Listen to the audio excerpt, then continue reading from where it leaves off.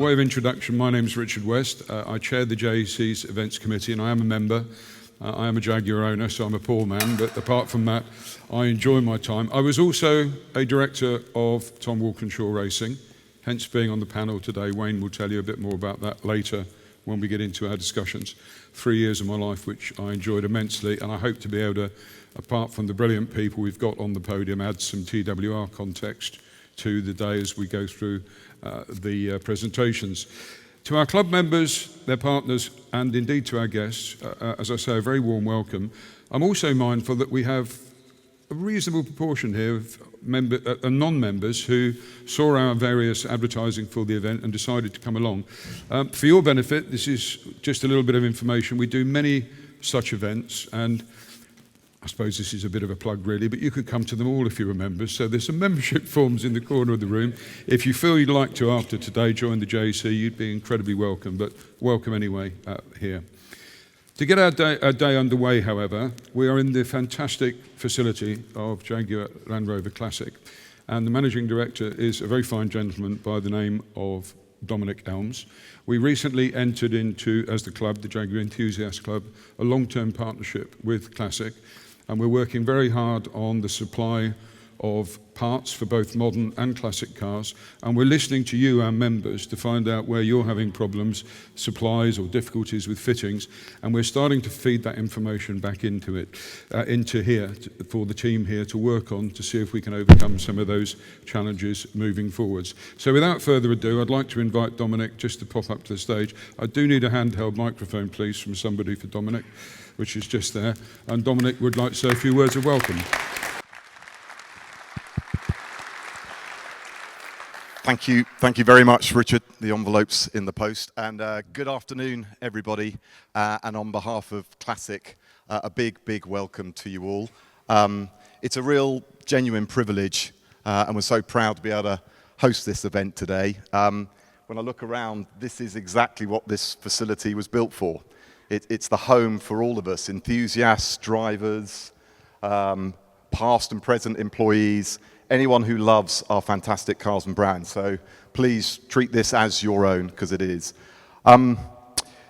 People often ask, what do we do here at Jaguar Classic? And many people say that I have the very best job in JLR, and actually on days like today, I'm inclined to agree with them. We're clearly here to support and underpin our brands, not just Jaguar, but Range Rover, Land Rover, Discovery, really bringing the past to the present. And enabling all those rich stories to come alive. Richard's already done a fine job of what we do here. You're in the home of our showroom, the home of continuations of the fantastic cars and successes that we enjoyed in the 50s. In the workshop, you'll see some of the restorations, some of the new things that we're doing with the past generation Defender, a growling V8 engine, new powertrains and so forth.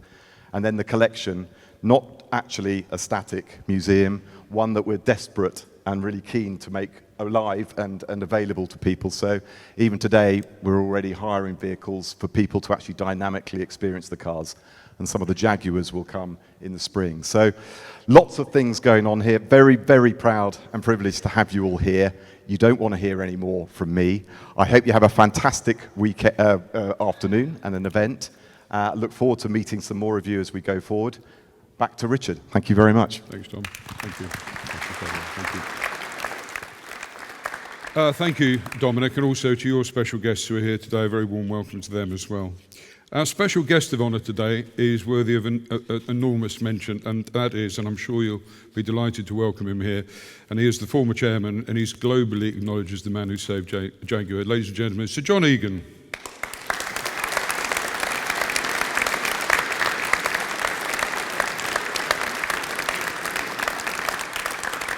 Thank you, John, for being with us and sharing some stories together earlier. Wayne is going to, I know, have a chat with you later and also perhaps tease some questions to you about that famous relationship when the two lions met in the boardroom, you and Tom Walkinshaw, to thrash out a deal.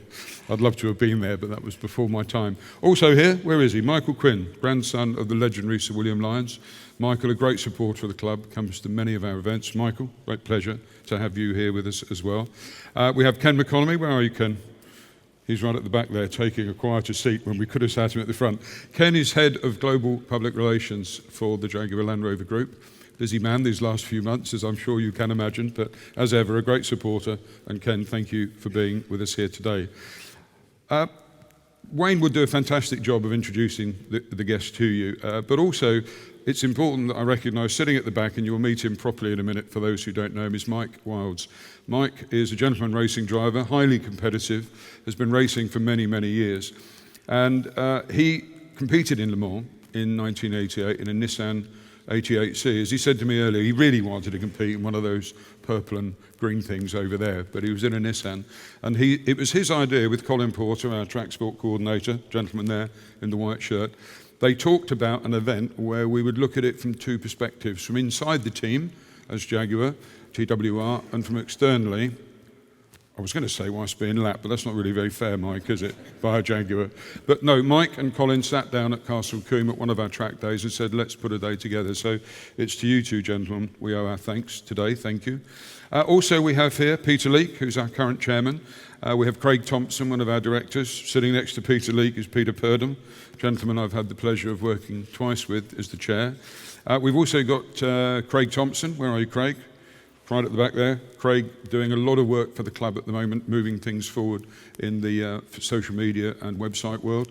And also we've got young Jake Harvey, who's our events assistant. So any questions you've got, please aim them towards those gentlemen, or indeed myself. Dan Driscoll is here with Rob Coote. They're directors of one of our commercial partners, AFWM, with their guests, so welcome to them. And down here in the front row is a gentleman who we constantly say thank you to, and that is Matthew Davis. Matthew is the MD of the Jaguar Daimler Heritage Trust over at Gaydon. It's thanks to him that we've got the R9 here. There's over 150 cars in that collection. If you've not seen them, I know many of you will have done. But Matthew supports our track sport program, where he brings cars along and gives lap rides to customers and friends and colleagues and members. So Matthew, as ever, thank you very, very much for your assistance. The people who never get a mention, and we really should mention them today, there's 4 volunteers in the room. They work with Matthew, along with a number of other volunteers, but they do some amazing work on cars that you wouldn't believe, vehicles that you wouldn't believe, not just racing cars, but wonderful historic Jaguars. And Dave Stockbridge, Jane Williams, Mike Gallery, Kristen Charland, just put your hands up, please. Where are you? There they all are. They do fantastic work, and it's all on a voluntary basis, so very grateful to have you here, and thank you for all the work that you do to keep the Jaguar brand and the models going. I'm mentioning quite a lot of people, but it's quite important, bear with me. Andrew Maynard is here. Andrew is the owner of that magnificent XJR-15 over there. The XJR-15 prototype, that was the very first car that TWR built. Led to some interesting discussions between Sir John and Tom at the time it was launched, because the 220 was also launching around that time. But Andrew's had that car and fully restored it to where it is. So it's an interesting one. And next to it, of course, is the XJ220, yet another joint collaboration with Jaguar. So we thought today those 3 cars there, a unique opportunity to see them all together. If you'd like to see these wonderful cars in action, our track sport program, you'll notice the track sport branding. We do circuit days, we do a hill climb, we do low speed, limited number driving days for people to come along with Ray Ingman, who's Goodwood's chief instructor, but also sub-edits our magazine, and Ray does a wonderful job of teaching people to drive, so he's here as well today. So if you'd like to see any of these cars we're talking about in action, take a look on the calendar, come and visit us at Track Sport. Even if you're not driving, you just want to come along and spectate and meet a few people, you'd be incredibly welcome. So finally, I'd hope to be able to introduce you to a gentleman called Alistair Mitchell, who sadly can't be with us today. I don't think he's very well, but the other person who is worthy of a discussion or two, because he knows so much about the TWR history, sitting right at the back is Andy Morrison. Andy, a font of information about TWR Jaguar and all the various projects that ran. He was behind the XJR-15 program as the overall director of special vehicle operations. And if you want to know anything about the history of the XJR-15, Holden special vehicles in Australia, road car projects that nobody even knew came out of TWR, I'm sure if you buy Andy a pint, he'd love to talk to you about them. We've also got Viv Cowley here. He was one of our mechanics who worked both in the IMSA program and Group C, and also Clive Parker, who did his apprenticeship with Broadspeed and was involved there in the early days on some amazing cars. Thanks must go to Martin Lamb and Matthew Adams. They've brought along some of that wonderful memorabilia that's down the other end. If you've not had a chance to have a look at it, that windscreen strip in the frame was actually the windscreen strip that was on the car for the first 17 hours of the race. You'll hear more about that later. So that's enough from me. I'm sorry it's quite lengthy, but I just wanted you to know we've got some brilliant company here. Without further ado, I'm now going to welcome our Jaguar Enthusiast Club's media controller and hugely experienced automotive journalist, and he's the editor of our Jaguar Enthusiast magazine that you can see down here. Does an amazing job for us, works very, very closely with Jaguar Land Rover, also on their developing product line for the future. I don't know what we'd do without him. Will you please welcome to the podium, Wayne Scott.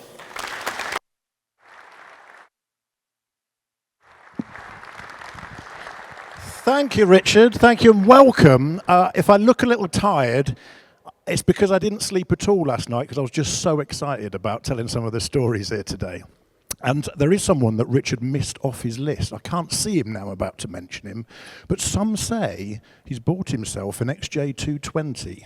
Ben Collins, the former Stig, is lurking around the building today, so do say hello to him if you see him. So thanks for joining us here at the home of Jaguar Land Rover Classic Works, a place where Jaguar's history isn't hidden away, but lived with, worked on and maintained, keeping yesterday's vehicles fit and ready for tomorrow's roads. So I want you to all get comfy now and relax, because I want you to take you away from the rather wet and windy February day that you've battled through to be here and transport you back in time to 1988 and one of the most pivotal moments in Jaguar's history. And just by way of sort of show of hands for a moment, who here was at Le Mans in 1988? And then also keep your hand up or raise your hand if your love of Jaguar was inspired by that race that year. A few of you, yeah, okay. That's the power of the stories that we're going to tell here today and why it's still so important to recognise the legacy of that victory and, of course, the people that made it happen. So to understand why Le Mans 1988 mattered so much, not just to all of us, but to Jaguar itself, we need to rewind quite a long way. And Jaguar's relationship with Le Mans was already legendary, but it was, even by the 1980s, quite a distant memory. The marque last stood on the top step in the 1950s, when, of course, the C-Type and D-Type didn't just win races, they defined that era for Jaguar. 5 overall victories between 51 and 57 made Jaguar the benchmark, but when the factory withdrew and handed the reins over to Ecurie Cos, the world gradually moved on. So for more than 30 years, Le Mans' success remained part of Jaguar's identity, its history, but not its reality. There were attempts to reconnect with motorsport along the way. The broad-speed XJC program of the 1970s was bold, it was charismatic, and unmistakably British, but it never delivered the sustained international success Jaguar needed and British Leyland executives expected. So by the early 1980s, Jaguar faced a massive change. The brand's new boss, and he's here with us today, had taken the manufacturer out of the stranglehold of British Leyland, and Jaguar was in a period of significant change. Motorsport could no longer be about nostalgia, though, or domestic results. It had to be global, credible, and technically relevant to the cars that Jaguar were building. And that turning point came with the XJS touring car program and a partnership with Tom Walkinshaw Racing. What began as a touring car effort quickly revealed something deeper. Tom and his TWR outfit didn't just know how to race, they knew how to build a complete race program. One small but telling detail captures that mindset. In 1984, Jaguar and TWR won the European Touring Car Championship with the XJS. Yet Alan Scott, Scotty to the team members, one of the key technical figures behind that success, didn't have time to celebrate that title because by the time the ETCC win was secured, he'd already been told to focus elsewhere. So rather than dwell on the result, he immediately turned his focus to preparing TWR for something far, far bigger. That something was Group C. Group C didn't just redefine sports car racing, it changed how teams thought. Rather than limiting engine size, the rules focused on fuel consumption. Teams were told how much fuel they could use over a race distance, and how they achieved speed within that limit was pretty much up to them. It rewarded efficiency, discipline, and engineering intelligence just as much as outright power. It punished those that chased speed alone. For Jaguar, it was a rule set that aligned perfectly with endurance, with their heritage, and with their technical strengths. And as we'll hear, the engine in the number 2 car, as was with all the Group C cars, effectively the production V12 heavily breathed on. So Jaguar was stepping into a fiercely competitive arena. Porsche were the established force, with the 962 being the benchmark that everyone measured themselves against. Other manufacturers were circling too, including, of course, we'll hear from Mike, Nissan. So Group C very much in the 1980s was a fierce battleground. Our story begins years earlier than all of that, with Tom Walkinshaw himself, a racer by instinct, an entrepreneur by force of will, and the founder of Tom Walkinshaw Racing, TWR. And from modest beginnings, TWR grew through his ambition, hard work, and refusal to accept second best despite restricted budgets. And I think it's safe to say Tom had a real talent not only for racing and for driving, but also for spotting and encouraging talent. So what followed was a partnership that carried Jaguar from touring cars to the summit of endurance racing, culminating in the XJR-9, the car that would return Jaguar to Le Mans glory for the first time since the 1950s. And standing in the corner of the room here today are the two extraordinary machines that we'll focus on. The Le Mans winning Silk Cut Jaguar XJR-9, chassis number 488 as it's known within the team. And of course the road car that it spawned, the XJR-15. And that came directly from the racing program. So this was not a fairy tale comeback by any means. It was hard, it was political, it was exhausting, and at times held together by determination, bit of secrecy, and as we'll hear, a gearbox that was on its last legs. Today isn't about the result either necessarily, it's about the people that you're about to meet. It's crucially about how the story looked from inside the TWR Jaguar garage, and also, thanks to Mike Wilds, how it looked from the other side of the pit wall as well, from the other teams looking on. So before we get into the racing itself, let me please bring on our fantastic panel. Make a big noise, please, for our first panelist, Eddie Hinckley, the race engineer.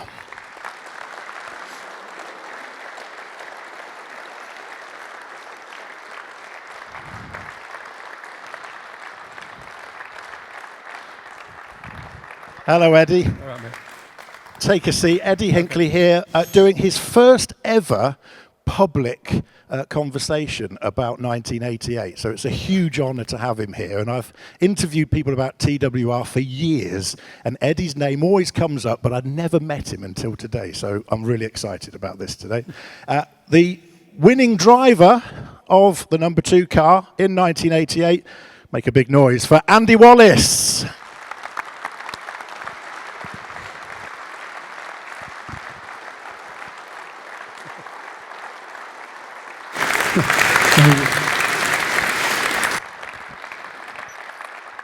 And another of our driver lineup, he was driving a Nissan R88C at the time. It is Jaguar man through and through though. Mike Wilds, everyone.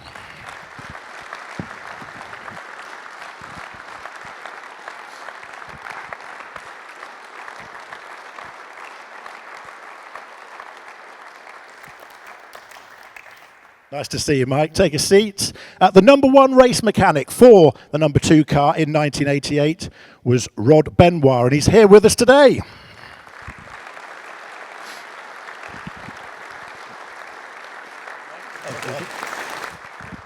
And you've heard from him already. He didn't arrive at TWR until a year after the great win in 1988, but he was there for the win in 1990. And crucially, knew Tom Walkinshaw very well, was the marketing director of TWR, Richard West.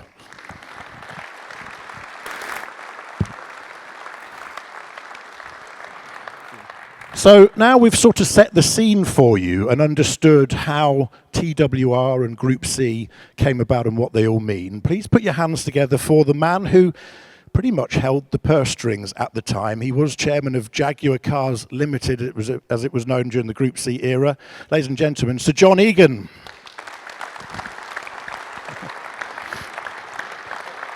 Hello, Sir John. So you're going to sort of top and tail today and put things into context from Jaguar's point of view, how this racing all came about. And before we talk about the racing itself, just put us in the picture as to where Jaguar was in the early part of the 1980s, the company that you inherited, and how you ended up being in a racing program with TWR. Well, Jaguar, of course, was owned by British Leyland, and it was in a pretty poor state. It was down to making only 10 or 12,000 cars a year. They were very poor, losing 50 or 60 million pounds a year. And I think most of the people within BL thought it was finished. But Michael Edwards didn't think so. And he and I had been talking for some time. When Margaret Thatcher arrived to control the trade unions, I thought maybe there's a chance of picking Jaguar up. By the way, the Series 3 XJ6 was a very beautiful car, and I thought we could turn around the company on the basis of that car. And I agreed with Michael Edwards that if I could turn the Jaguar around, we could separate it from the rest of BL, and it could become a separate company again. So that was the basis of the start. And incidentally, we turned it around pretty quickly, because by 1984, we'd turned the company around. We were making 50 million pounds a year. It was the only profitable part of BL, and Margaret Thatcher wanted some money back for helping BL, and so they had to privatize something. And as we were the only profitable bit, we were privatized. So by 1984, we were on our own, and that's really the core of how we got here. Was racing something that you had in your mind as something Jaguar had to do to market itself, or did that idea come around almost by accident? No, I knew in putting the company back together again, engineers require to be trying to create the best car in the world. If you're in the luxury car business and you're not trying to beat the rest, you're going to fail. And so, at some stage, I thought I need, in putting the company back together again, as it was in the 1950s, I need a racing program. And I was at the motor show stand in Geneva, and who comes but Jackie Stewart? And I put the question to him, and he said, I think I have an answer for you. A guy called Tom Walkinshaw. He said, you get three things in the one package: a good driver, a very good engineer, and an entrepreneur, and he'll work with you. Strange enough, about 3 weeks later, arriving by helicopter was Tom Walkinshaw. Tell us about that first meeting. What were your first impressions of him, and how did that meeting go? He was part tornado, he was part leprechaun, and he was part really intelligent person. He was a mixture of everything. And we sort of paced around each other a little bit. My engineers were frightened of another Broadspeed. They thought, Jesus, this is just more work and we'll get nowhere. And so I put the question to him. I said, if we're going to go into racing, we have no money, so you'll have to find some money. Secondly, you'll have to cure the problems that Broadspeed had with the engine. And we'll have to find a way of breaking a car. The Broadspeed problem, second Broadspeed, was the engine and also the brakes. So anyway, Tom came back about 2 or 3 weeks later with solutions for the engine, but we had solutions for the brakes. We had a wide-modeled armored car with wider area, and we could actually make bigger brakes. We could actually fix the braking problem. And he found some money from an oil company, Motul Oil Company. And so he had some money, and I said, okay, we have no money, we'll pay you by results. So we went into the XJS program on the basis of paying by results. And incidentally, at first the engineers didn't really get on with Tom, but actually he was very persuasive. And it wasn't long before the engineers and Tom's team were working really quite nicely together. And you could see they were solving problems together. And my view that we needed this kind of enterprise to get them going was actually go. By the way, we have to remember one thing.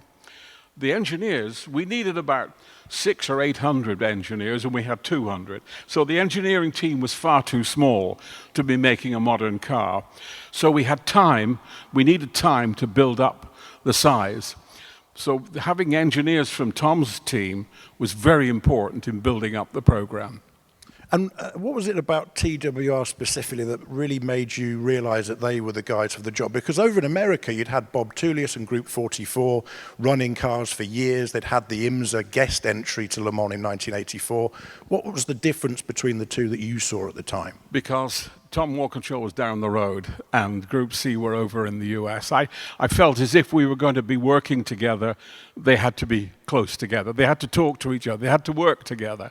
And so I always felt that Group 44, okay, great team, but actually it wasn't the way forward. And as you came out of European Touring Car Championship, that's one thing. The next thing, Group C, was a huge undertaking. From a budget point of view, from a manufacturer's point of view, did it feel quite scary to be entering that arena? Well, to start with, we wanted to go in a relatively cost-effective way. And we all met after we'd privatized and we had our own budget and we knew we had money to spend. We thought that the way forward was with the Group 44 car, but that Tom would develop it. So he was going to develop the Group 44 car into a Le Mans winner. The first thing he did, after he'd got one, was to take one to see Frank Williams. And Frank Williams, I knew Frank, by the way, and I also believed in Frank as well. And they came to the conclusion, Tom and Frank, that we'd be 10 years behind Porsche with a space frame car. We needed a modern Formula One tub to actually be competitive. And actually, don't forget, Tom and I had worked together for now 2 or 3 years. By the way, he was as cute as a bag of monkeys, so I knew I had to meet him on a monthly basis.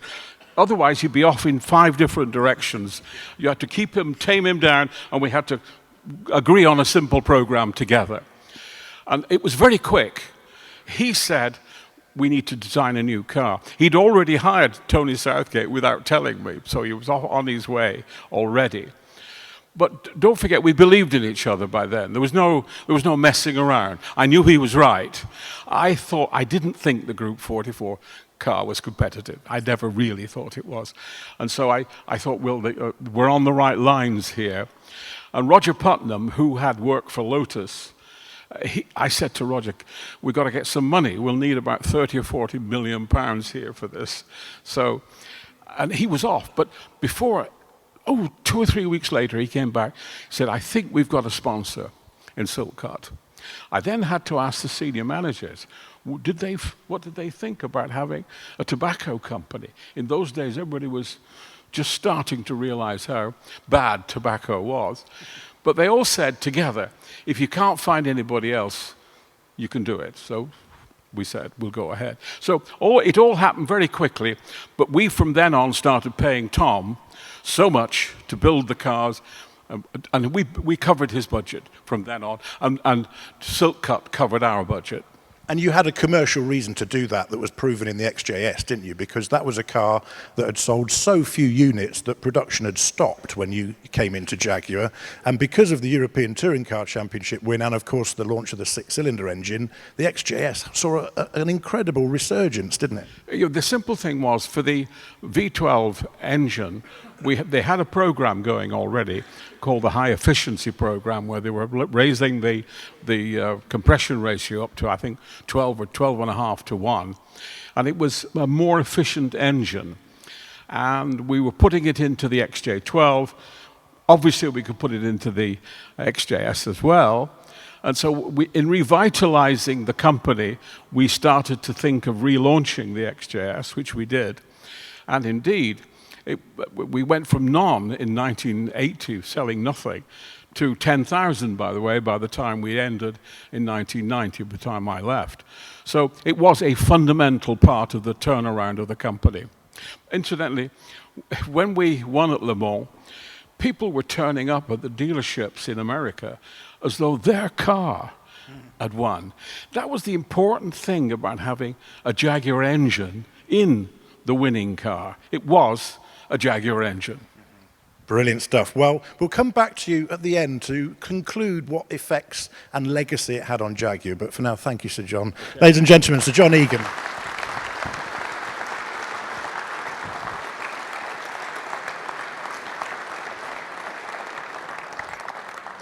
So starting with our panel then, and I'll start with you, Richard, because Sir John mentioned there the whole Silk Cut livery that became so iconic with the car, and indeed, I think as many people know them as Silk Cut Jags as anything else, don't they?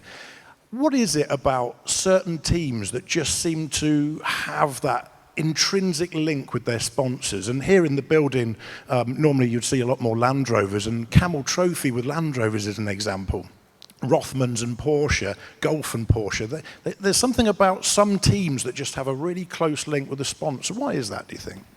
It's the merging of two sets of values. In my McLaren years in Formula One, Ron Dennis once said to me, when you do a sponsorship deal, you know, there's one party here with money and there's another party who needs the money, and they join. They're very easily pulled apart. The important part of any relationship is to actually create a third dimensional element into that. So if you take away the training department or the advertising department, you can still hold the relationship together. And a lot of research in Formula One terms, again, when I was with Williams with the Rothmans deal, they bought into that because they'd had huge experience in Group C racing. But they saw in the Williams company, as Sir John just said, a man who was very determined, very focused, British values. And if you remember the old Rothmans ad with the pilot with the gold bands and the Lotus gear change, those brand values matched. And in fact, what Roger Putnam, the sales director, to whom Sir John referred, worked with Mr. Sponsorship at the time, Guy Edwards. And they very quickly worked with Peter Gilpin, who was the chairman of Silk Cut at the time, the Gallagher Group. And Peter had been the chairman of the Rothmans Empire for 10 years before that. So he really understood the importance of the big brand feel. And if you look at other cars of the era, you'll see that there were multitudinous amounts of sponsorship on them, and you couldn't really work out who owned what. But that big, first of all, the matching of the values and the brand of the manufacturer and the commercial company, and secondarily, how did you then tie those into all elements of the program for both the car manufacturer and for the sponsor's products, and do so in a way that was adventurous. And in the case of Silk Cut Jaguar, or Rothmans, Williams, Renault, or Marlboro McLaren, or indeed, you know, what you look at a Formula One car today, it's getting increasingly difficult to see really who's got what, because there's so many brands. This era of motor racing, if you look at the really successful manufacturers, they cleverly pulled together the manufacturer's values and their own, and they didn't overcrowd the car. So you became known as a Silk Cut Jaguar or Rothmans, Williams, Renault, or Marlboro McLaren. That's how it was. And important to note that it was pretty early on in motor racing history with all of that. Yes, Bob Tullius was probably the pioneer with that, with Group 44. It was very recognisable with Quaker State and the green and white, but it was relatively still a new thing, this almost the sponsors owning the brand of the team, wasn't it? And TWR were one of those pioneers in the 80s of doing that. So we have a story, we have the background of Jaguar in motorsport, we now have some proven success with TWR and Jaguar in European Touring Car Championship. Let's get a little bit more about Tom Walkinshaw himself and TWR. And Eddie, you were Tom's very first employee, weren't you? Employee number one at TWR. I was, yeah. What were those early days of TWR like, and what are your memories of meeting Tom for the first time? God, I can't remember anything about that. It's so long ago now. Well, we worked out of Bill Shaw's workshop in Tottenham in North London when we first started. That would have been 1976, I think. And then we very shortly moved up to Kidlington. But yeah, Tom was always you know what he's like. He's always very energetic at doing everything. And you were on Mazdas and BMWs then, weren't you? Yeah, the first car we built was the BMW 530i in Tottenham. And amazing that you had such a long career with him. You stuck with him almost for the entirety of TWR's operation, didn't you? Yeah. Still suffering the effects. Yeah. What was Tom like? Still got the sore arm, actually. Give us an insight into the man. What was he like to work with? How did you build a relationship that tight with a man for so long? I don't really know. We just got on well. I did what I was told. That helped. Yeah, definitely. I don't really know. It's just, I gradually moved up through the ranks really from that early days as mechanic building the car to the sort of middle management. Yeah, we always got on well. I always got paid, which was a good thing. Well, of course, you had a strategy, didn't you? There were a 3-year plan for Group C. The first year was to learn, the second year was to race, and the third year was to win. With Le Mans, yeah. As race engineer, did you always feel that was achievable at the time? Yeah, I think so, yeah. We always had a pretty reliable car, really, so we knew we could do it. And we changed a few strategy things. We used to, in the early days, we used to change everything on the car on a Friday, all the suspension components and everything, and that was always a bit of a recipe for a bit of finger trouble, shall we say.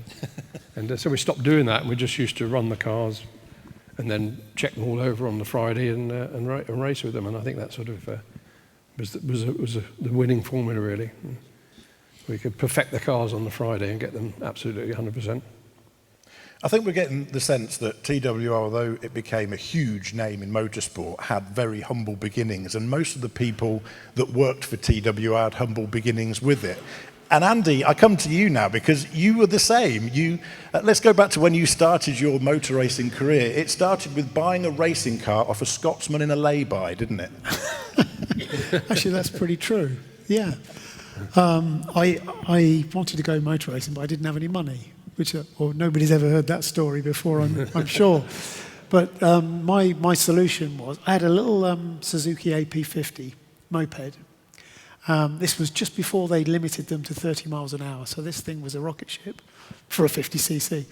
And I went around all the racetracks to try to see how to start motor racing. And I decided that the best way to do it was they had a series called Pre-74, Formula Ford. So this would have been 79, 78 even. And I already identified a number of cars which would fit front of the grid running for this championship.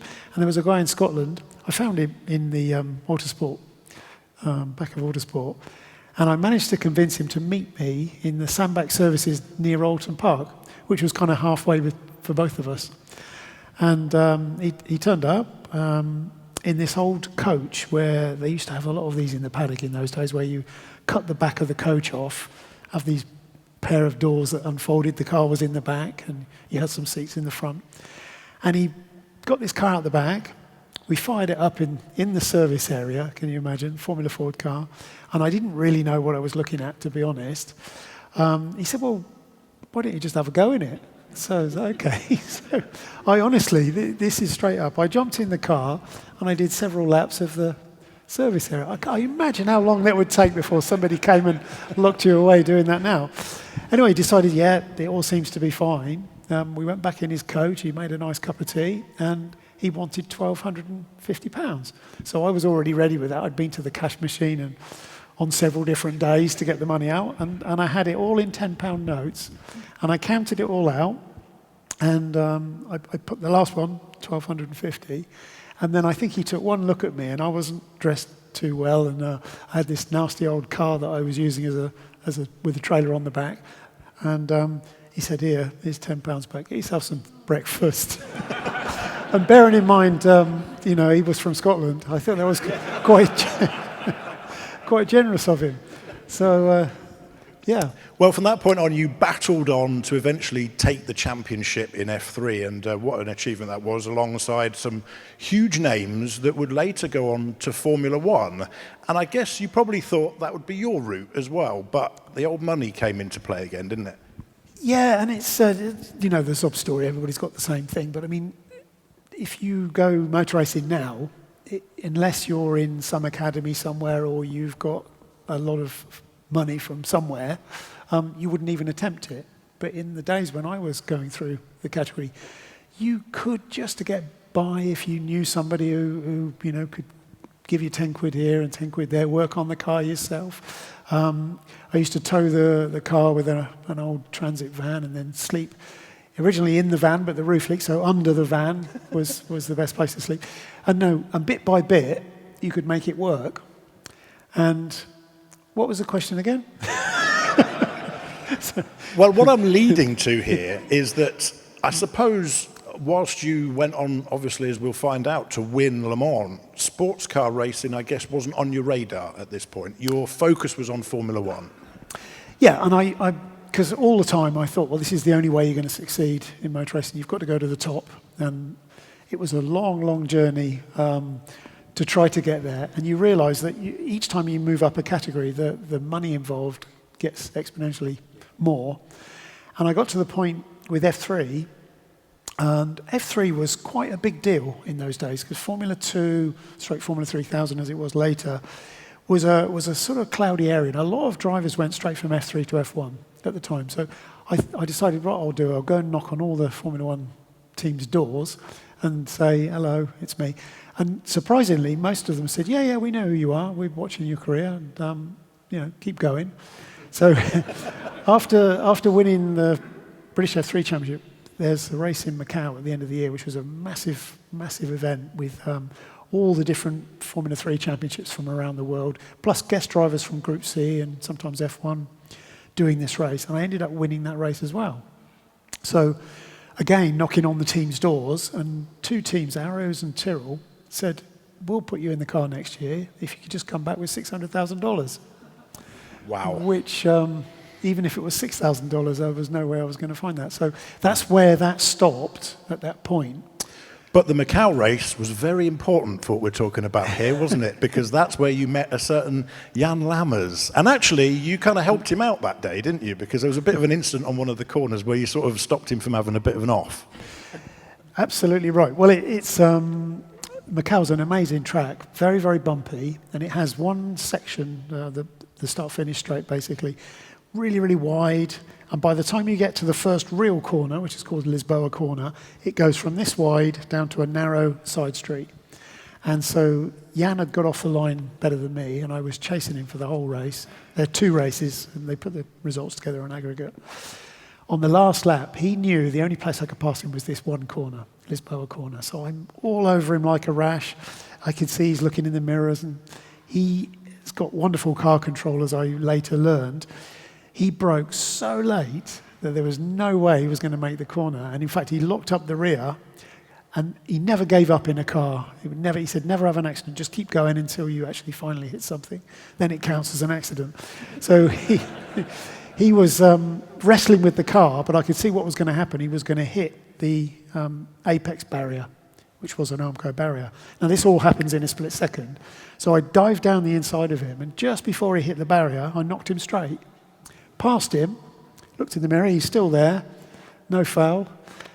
Went around, crossed the line, and won the race. The second heat, I cleared off and won that one too. But we're on the podium at the end, and he said, oh, thanks very much for that. He said, that was brilliant. He said, I was definitely going in the wall.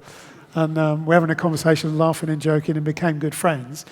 It just so happened that Jan was driving for Jaguar in Le Mans for the World Sports Car Championship, and he put in a really good word for me. And I'm very, very grateful to get a phone call from TWR to say, come down to Paul Ricard if you're interested.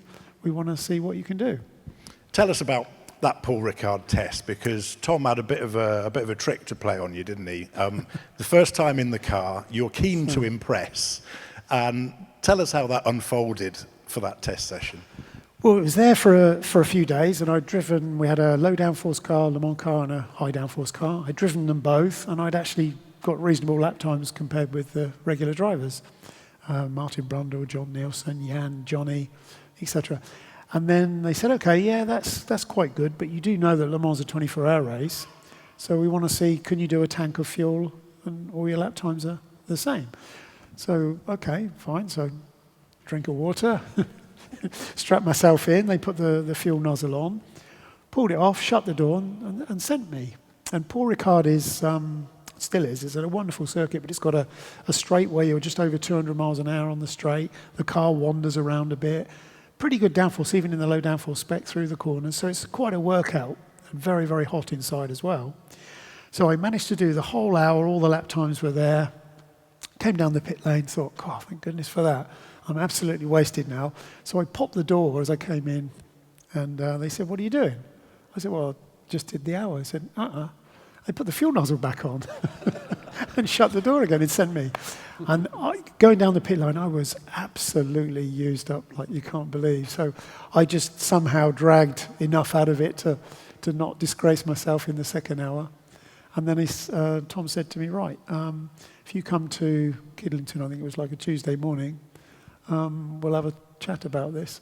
So I went there and sat down in his office. Hell of a leap, wasn't it, from a single-seater F3 car to a nearly 1,000 horsepower, I suppose, in XJR-9. I bet it felt like a big car, did it, in comparison? Well, this is the thing. A Formula 3 car in those days had 165 horsepower, so you're jumping from that to an XJR-9. Also, speed-wise, I mean, a Formula 3 car, yes, in Macau it was probably 160 miles an hour, but it's normally sort of 140, and you're jumping in something that easily clears 200. And then the fact that it was a closed car, I'd never driven a closed race car, and they're so hot inside. So Jan and Johnny as well, they were very helpful to me, and they said, look, you've not driven one of these before, we're going to give you a few pointers because it's going to be so different. In fact, you'd probably scare yourself to death initially, but this is what you've got to look out for. So I had a bit of a head start from them, but nothing could quite prepare you for the first time off down the straight in Paul Ricard. That car is so slippery, and it just keeps gaining more and more and more speed. So, yeah, a bit different from a Formula 3. And not only is the car different to drive, but the ethos of working in a team is now different, isn't it? Because in single-seaters, it's all about you, and you kind of have to be a bit selfish about how you go about your motor racing. In sports cars, you're a part of a team now. Was that an adjustment that you had to make, and was that where the relationship between you and Jan Lammers started to flourish a little bit and help you along? Well, yeah. Well, first of all, you were driving for TWR, the most amazing team. You were driving the Jaguar factory car. So already this is a massive thing for a driver to be in a factory team suddenly. But then, as you say, you've got two co-drivers in Le Mans. So you're not used to listening to another driver give you advice which is actually true. But luckily, I mean, they did explain to me, look, each time, it's okay. You can drive the car and you can either be the fastest driver or the second fastest driver or the third fastest driver, but if all we're doing is trying to be the fastest driver, we're not going to win the race. And this is how you've got to do it. And after a while, everything they said made a lot of sense. But then when we actually got to Le Mans itself, I mean, we went round in road cars, around the track, on bicycles, and I think at one point we even walked a lap, and they pointed out every single little bit, because I'd never been to Le Mans before. This is what you've got to watch out for, this is where you don't drive there, there's no grip there. And altogether, this was going on over several days. Of course, I'd done a couple of races earlier in the year, so I knew the car very well, but I just didn't know Le Mans.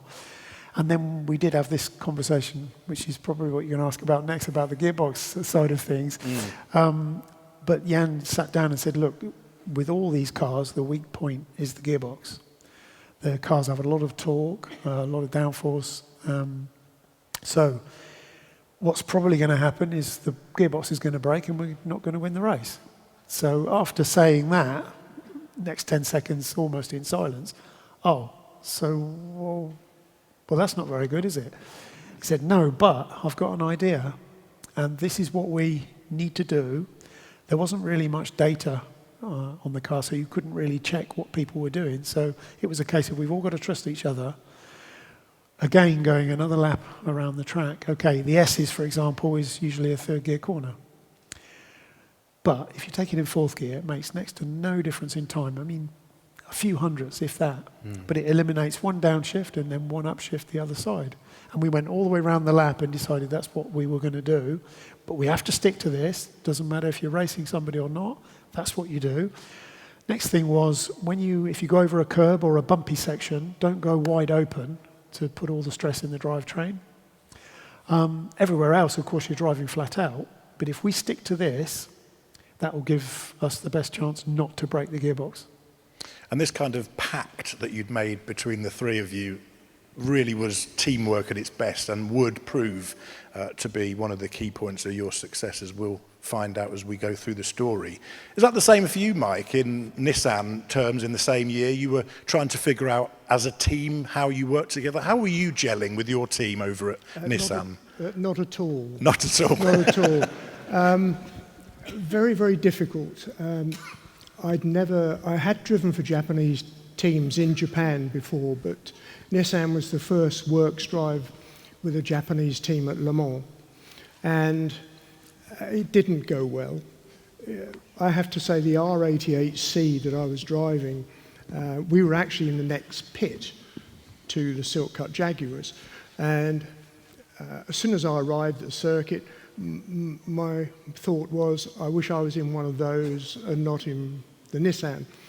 Basically, I'd tested the car at Fuji prior to Le Mans, tested qualifying engines and the race engines and so on. But when you go to Le Mans, it really is a little different to anywhere else that you drive the car. You set off down the Mulsanne, as I did the first time I drove the Nissan. Fuji, the car was pretty good. You got a 200-mile-an-hour straight at Fuji, and the car was pretty good because the surface was really nice, road course, racetrack. The Nissan suffered from something called bump steer. I don't know if any of you understand bump steer, but it's where the car goes over a bump and it decides to steer left or right. And when you're doing well over 200 miles an hour, somewhere around 230 plus, to have a car that suddenly wants to turn left or right is not a very, very good idea. And especially when you're trying to do a 24-hour race.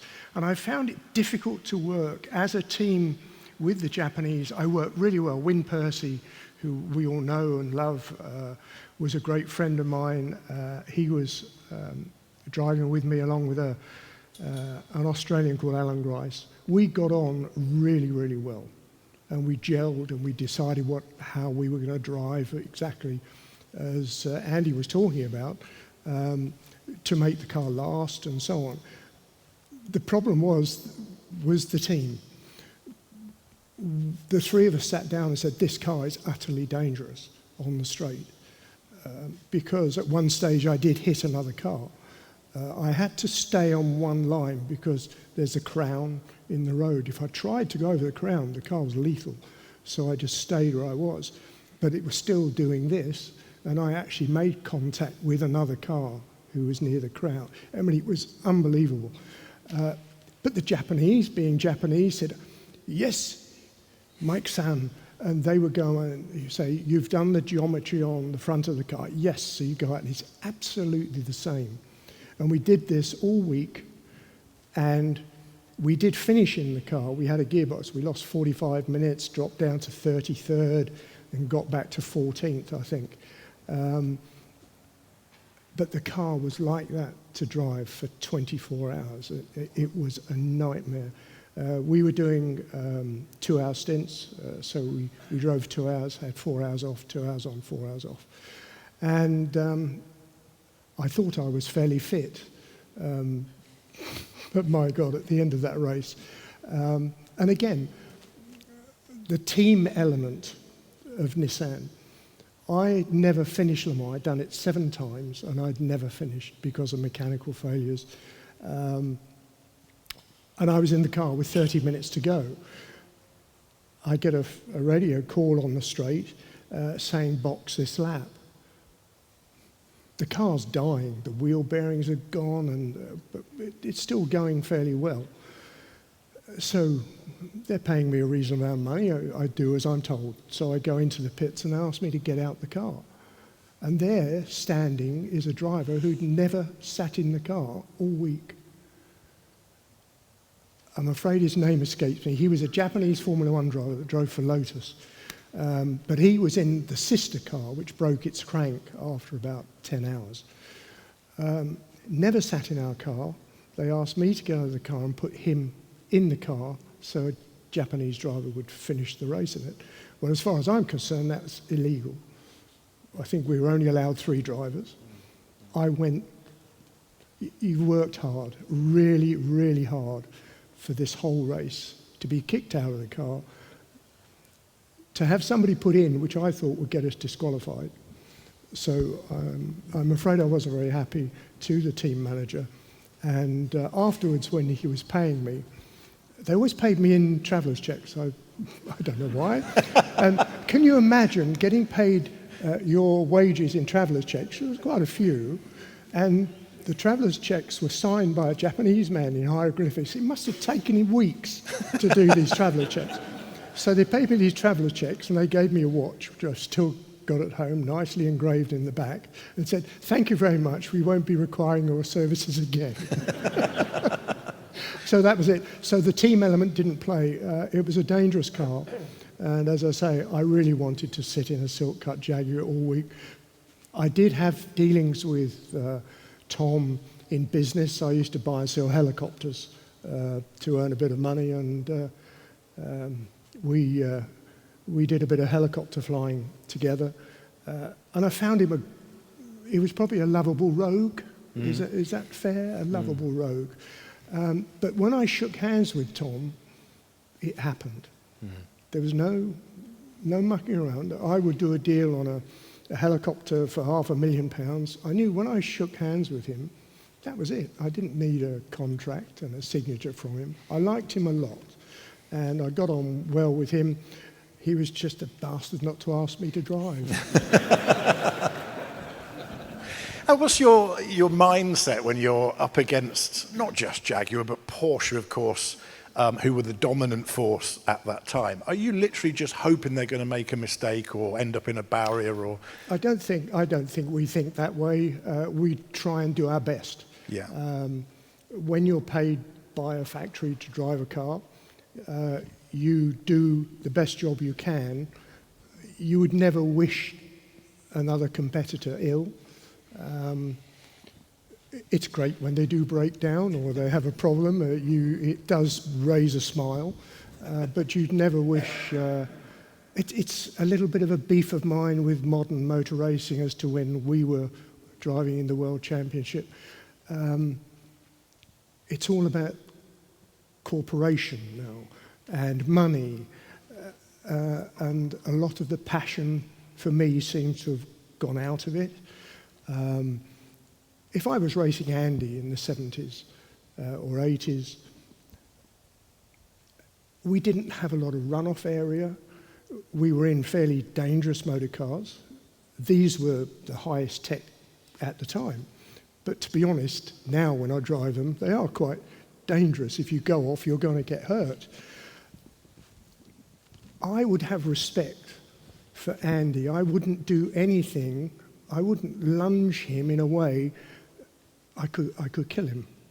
So there seemed to be more respect between drivers than there is nowadays, because contact seems to be, okay, I'll just tap you, there's a bit of runoff, so you're not going to get hurt. I guess the difference being, back then, if you had a serious off, the chances were you weren't going to get out of the car, whereas the chances of survival are much higher now, yeah. Ultimately. Yeah, I mean, I've been hurt. I'm sure Andy's been hurt in racing cars.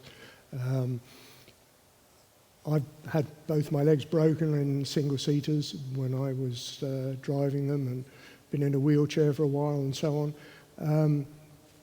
But for the love of the sport, you get better and you want to get on and do it. I was asked to drive a modern GT3 Porsche Cup car in a race. I did the race. I came 14th because I was in my mid-70s against all these youngsters who live on PlayStations and so on, I suppose. But I was quite pleased that I wasn't last, and I got within a second or so of the leaders, which is a massive distance. But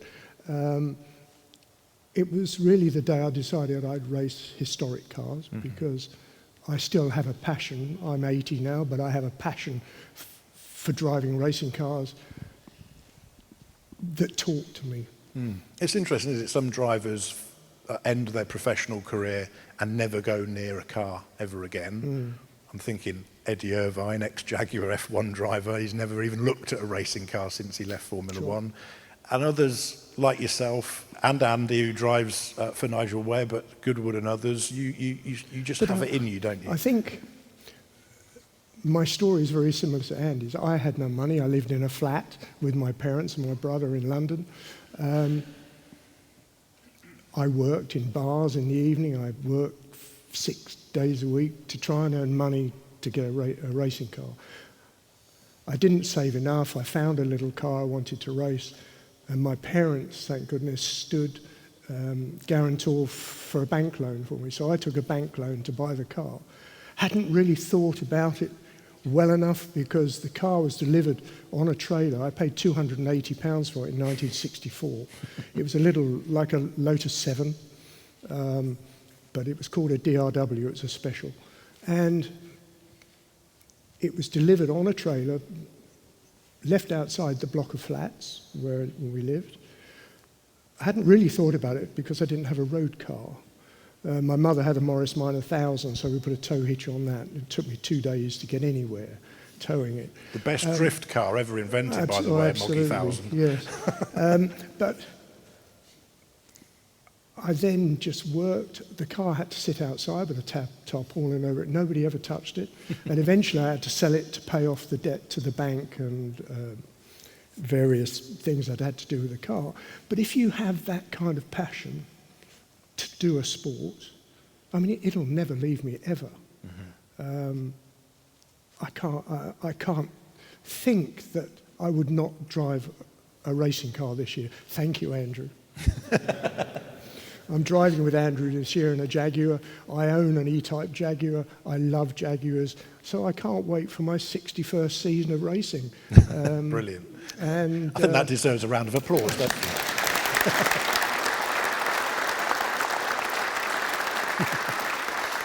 And long may it continue, Mike. Now, Rod, while all these drivers are all getting all the paparazzi and they're doing all the sponsorship deals and all that kind of stuff and keeping all of that going, you're working very hard in the garages at Le Mans, aren't you? Talk us through, because a lot of people won't quite realise what goes into that 24-hour race. It doesn't start on Saturday afternoon for the mechanics, does it? It's a whole week leading up there at the circuit and before that as well. So talk us through the preparations that go into the race. In those days, we obviously had our Wednesday and Thursday practices in the evenings and getting the car set up. But after each one of those finished, you then spend the following day prepping the car to do another evening's qualifying, effectively.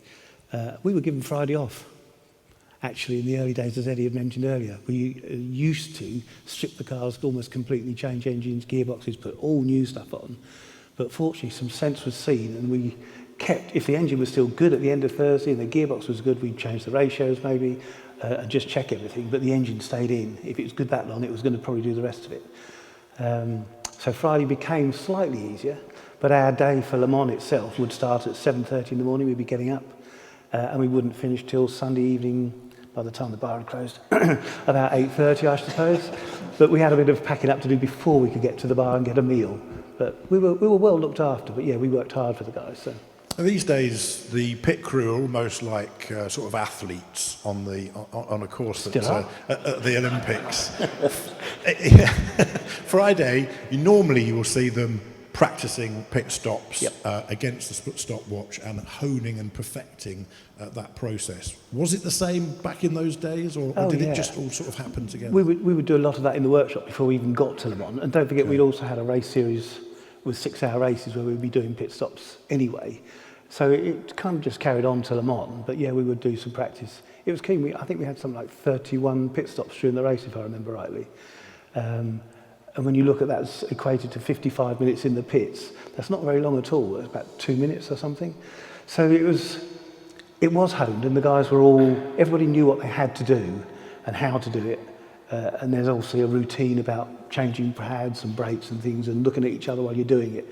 So it was quite well choreographed. Mm-hmm. So much so, I had Alan Scott shared with me some of the diagrams that you were working on before the race, where there's like little drawings of where you would all stand when the car came into the pit lane. I think you were on near side rear tyre at the time. I can tell from his drawings. Yeah, I was a fairly big bloke, so I could hump one of those tyres out of the way and get it back on again fairly quickly and carry a gun at the same time. And of course you had spats to deal with as well over the rear wheels. Yeah, the wonderful spats. Yes. Yeah. And in those days, obviously, we had the narrow pit lane too, didn't we? We had the old pits. So there were cars buzzing behind you, like the Mazdas coming through, shooting flames out the exhaust as you're trying to fuel up and changing tyres. So, yeah, it was an exciting area to be. Did you have then a list in your mind going into the 1988 race at Le Mans of the things that you knew might happen, the breakages that might occur, and did you have a sort of preparation plan for when inevitably some of those problems would raise their head? I have to say, we kind of, as a bunch of people, as a team, we knew that the only way to win Le Mans was to go faultless. If you had an issue, you were always going to lose a few spaces because Porsche was so reliable, and you had to have that same reliability. So a plan to change things, we had, as I said, we'd had races beforehand, so we had a chance to think about what might happen if the gearbox did break and we could possibly repair it during the race, because there's always a chance to get back in the race again at Le Mans because it's such a long race. We had patches made up to cover the bodywork, because quite often with the wheel spats, if they touched another car, it would twist up with the wheel and it would break the rear engine cover. So we had patches made that we could stick on and hold it all back together, and with tank tape or clear tape, whatever we could use, to make the thing carry on going. There were a few other little challenges thrown at you in 1988 as well. Normally you would have a pre-Le Mans test or a small race, basically. That year, though, they resurfaced the track at Le Sarthe, so you didn't have a sort of pre-race test session. So was it a little bit more frantic than normal to get the car set up and ready that year? Well, as I said, we had the pre-qualifying sessions beforehand, and we followed exactly what Eddie said on the setup. And we were already there. By the time we finished Thursday night practice, we knew exactly what setup we wanted. There was a warm-up officially, which you could have changed, but as you said, it was different. So, no, we were pretty much there. We were ready to go. And Eddie, there were other things sort of playing into your hands as the season had worn on and you arrived at Le Mans in 1988, one of which being the choice of fuel that you were all running on. Now, of course, Porsche were turbocharged engines. The V12 of the Jaguar normally aspirated. And a decision had been made towards the end of the 1987 season that everyone was going to run on effectively road fuel. And that was 98 octane, like the stuff you get down the Shell garage. Porsche arrived at Le Mans with Shell livery all over their cars, and of course there was all sorts of unknowns as to how the cars were going to behave on that fuel. Porsche had been one of the big voices in trying to get road fuel into the series for the 88 season, but actually that played into Jaguar's hands, because with the turbo engines, they were having to dial back ignitions and all that kind of stuff, weren't they, and run retarded engines. So was that something you were just building your hopes on, all those little things as you went into 1988? I can't remember. Yeah, I don't remember much about that really. I think we just got the car reliable. That was the thing that that was the important thing for us really. I don't think too much about fuel, what fuel was in it. We knew how much we had for the race, and how much, we had fuel meters on the dashboard that told the driver how much fuel we'd used and whether we could go fast or back off a bit and that sort of thing. But as for the quality of fuel, I don't remember much about that really. And Andy, as a driver then, you would be focused, I guess, in Group C regulations as much as Eddie says, on the fuel consumption as your outright pace, because that's part of the name of the game here.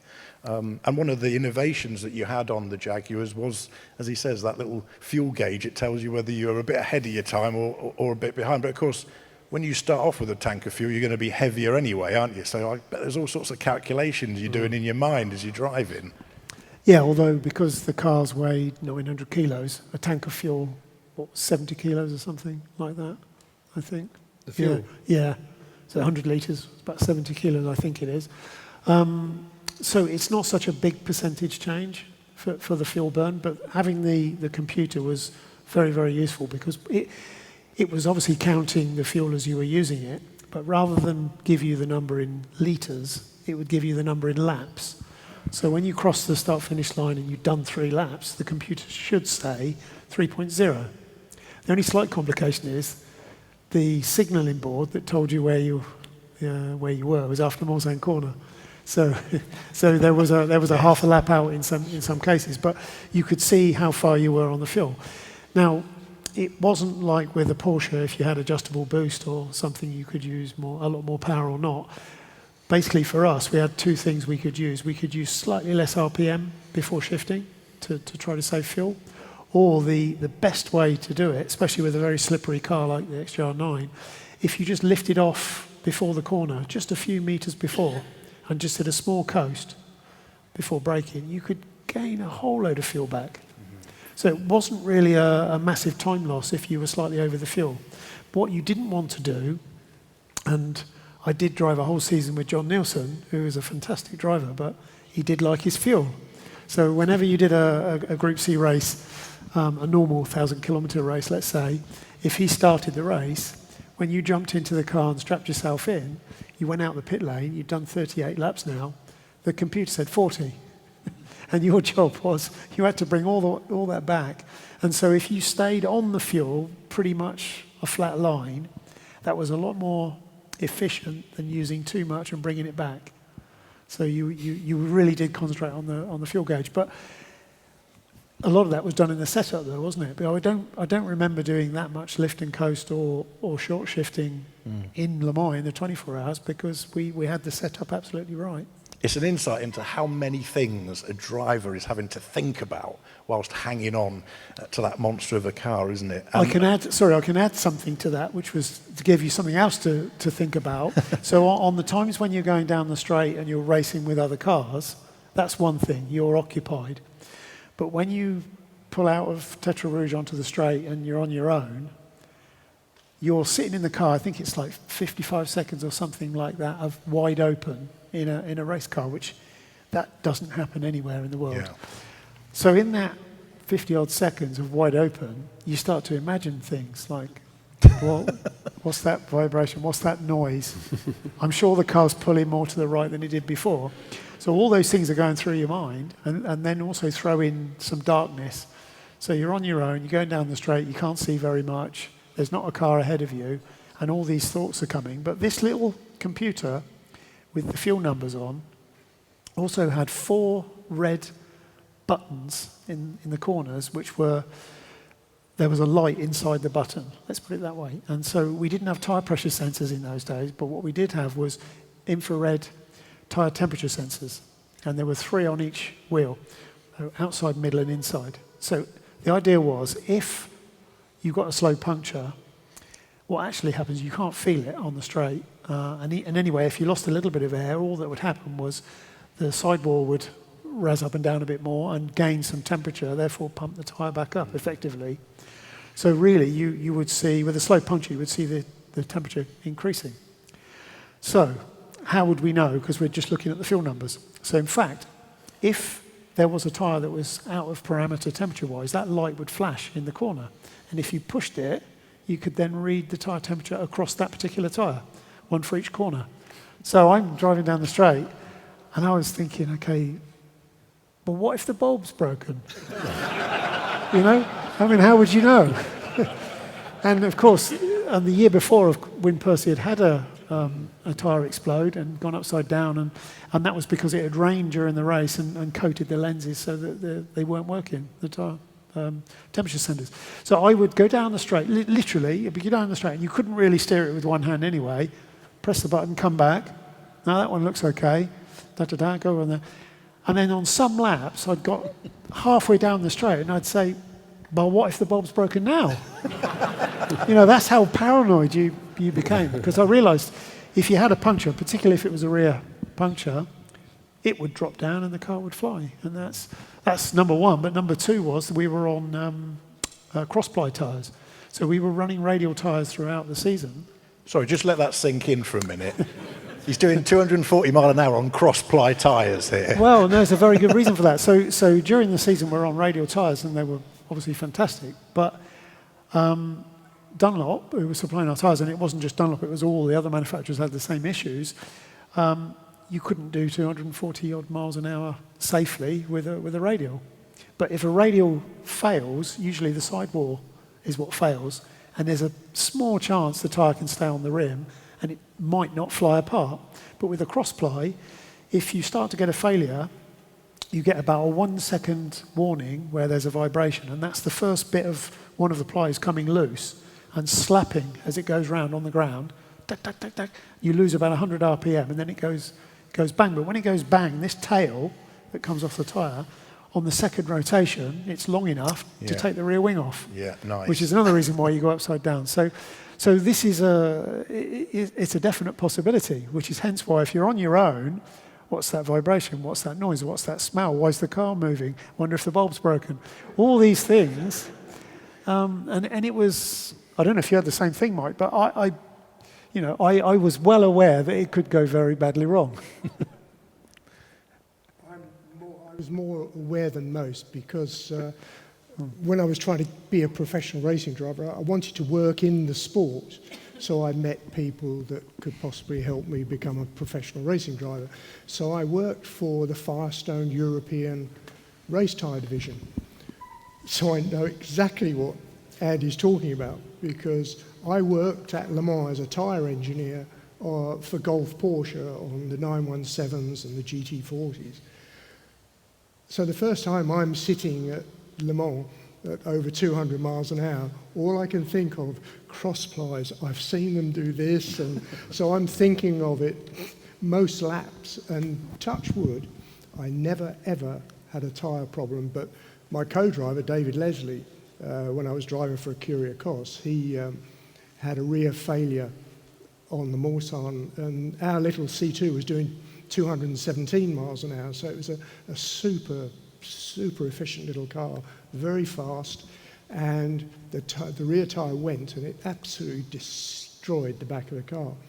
And we were leading the class by many laps at that stage, and poor David, luckily the car didn't spear off in any direction, he managed to get it slowed down.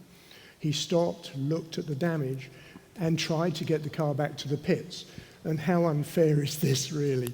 I know it's the rules, but he kept stopping because he smashed the side radiator as it was going around, so all the water was coming out. We were running Cosworth DFV 3-litre V8s, and he kept stopping at Marshall's posts and pinching all the Marshall's drinking water and putting it into the system to get to another couple. And of course, we were disqualified for outside the system. For stealing water. I mean, tyres was a big thing, wasn't it, in Group C? Because you were ultimately, the power was one thing, but it was the torque those cars are generating. You were pushing tyres to limits that tyre manufacturers just weren't making compounds for, ultimately. Yeah, but we would do it, and I think we would do it gladly today.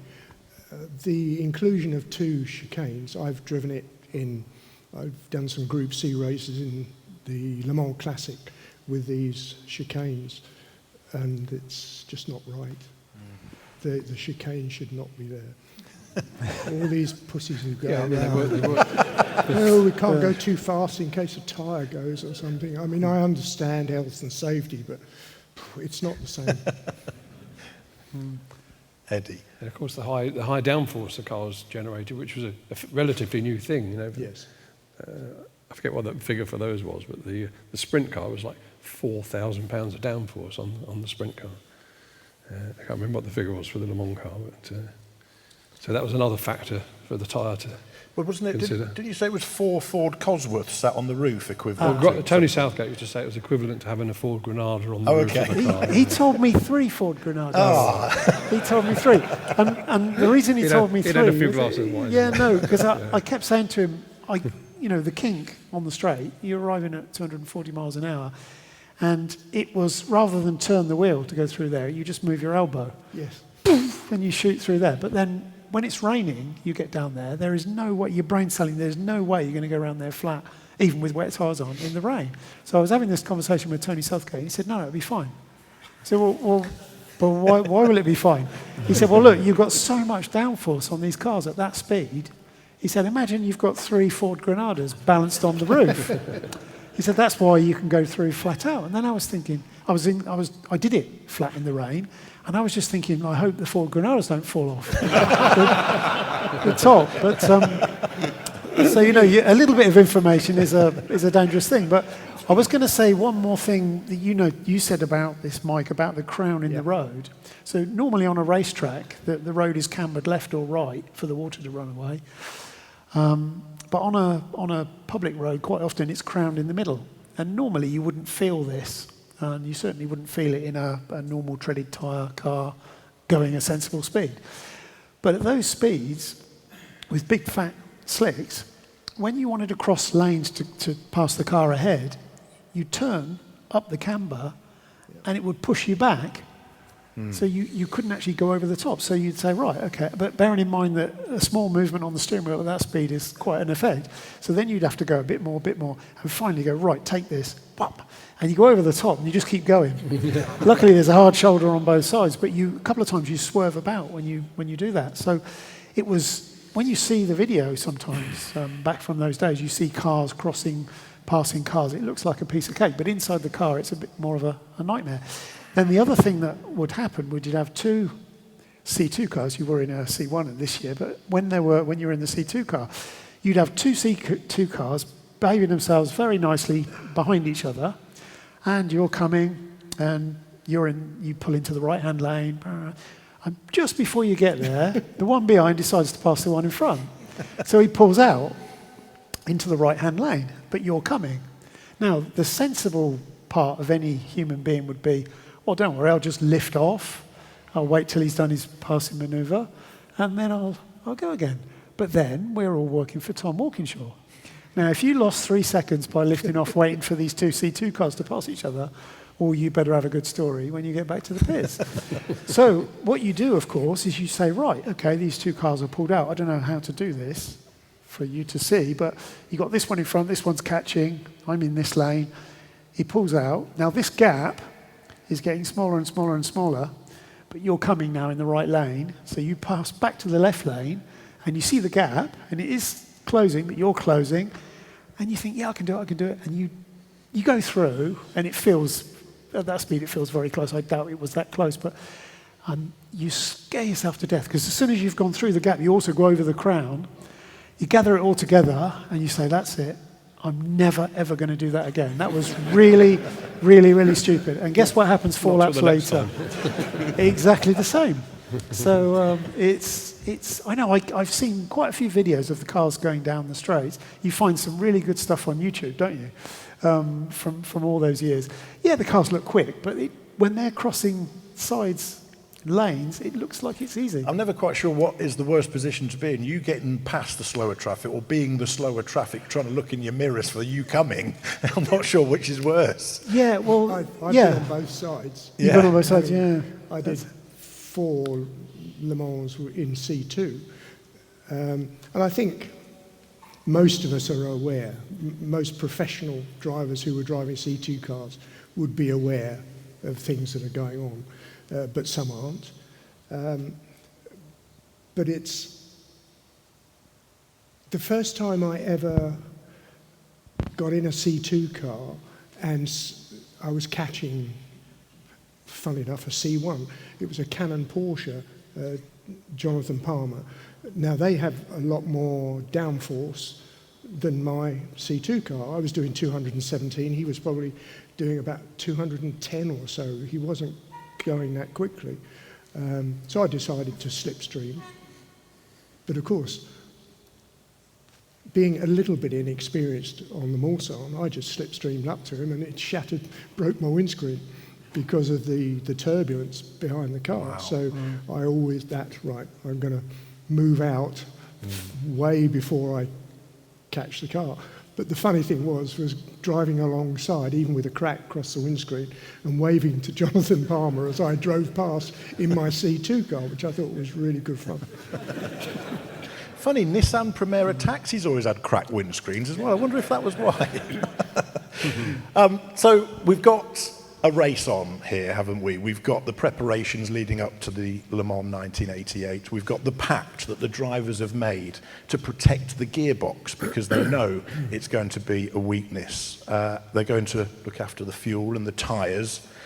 And then we have to consider the main competition here. Now, Porsche hadn't been racing in the championship in 1988. Instead, they had focused all their attentions on Le Mans. They'd updated the 962 to the 962C, and they arrived at Le Mans with a revised rear wing, with new Shell sponsorship and the bright red and yellow colours, and a three-car team, and about 50 brake horsepower more than the Jaguars. The race started pretty well, though, with Hans Stuck taking the lead early on, but very quickly, Jan Lammers took the Jaguar into first place. And it became very clear, all of a sudden, that Eddie, your car, the number 2 that Jan Lammers was driving, was about 10 kilometers an hour, not only faster than the Porsches, but also faster than all of the other Silk Cut Jaguars. What had you done? I'd like to say it was something clever I'd done, but unfortunately I can't say that. It was really by accident. We during the preparation of the car on the Friday, somewhere along the line, the rear, Rod's fault, the rear ride height wasn't set correctly, and it was about 6 or 7 mil too low, which doesn't sound too much, but when you're doing 240 miles an hour, it's quite a lot. And if you take the rear ride height down on the car, it reduces the frontal area and takes the angle off the wing, so it made the car a lot quicker down the straight. But the downside was that it lost a lot of downforce, or quite a considerable amount of downforce, and made the car a handful through the Porsche curves particularly. So in the warm-up, we couldn't work out quite what was going on until we discovered this ride height anomaly.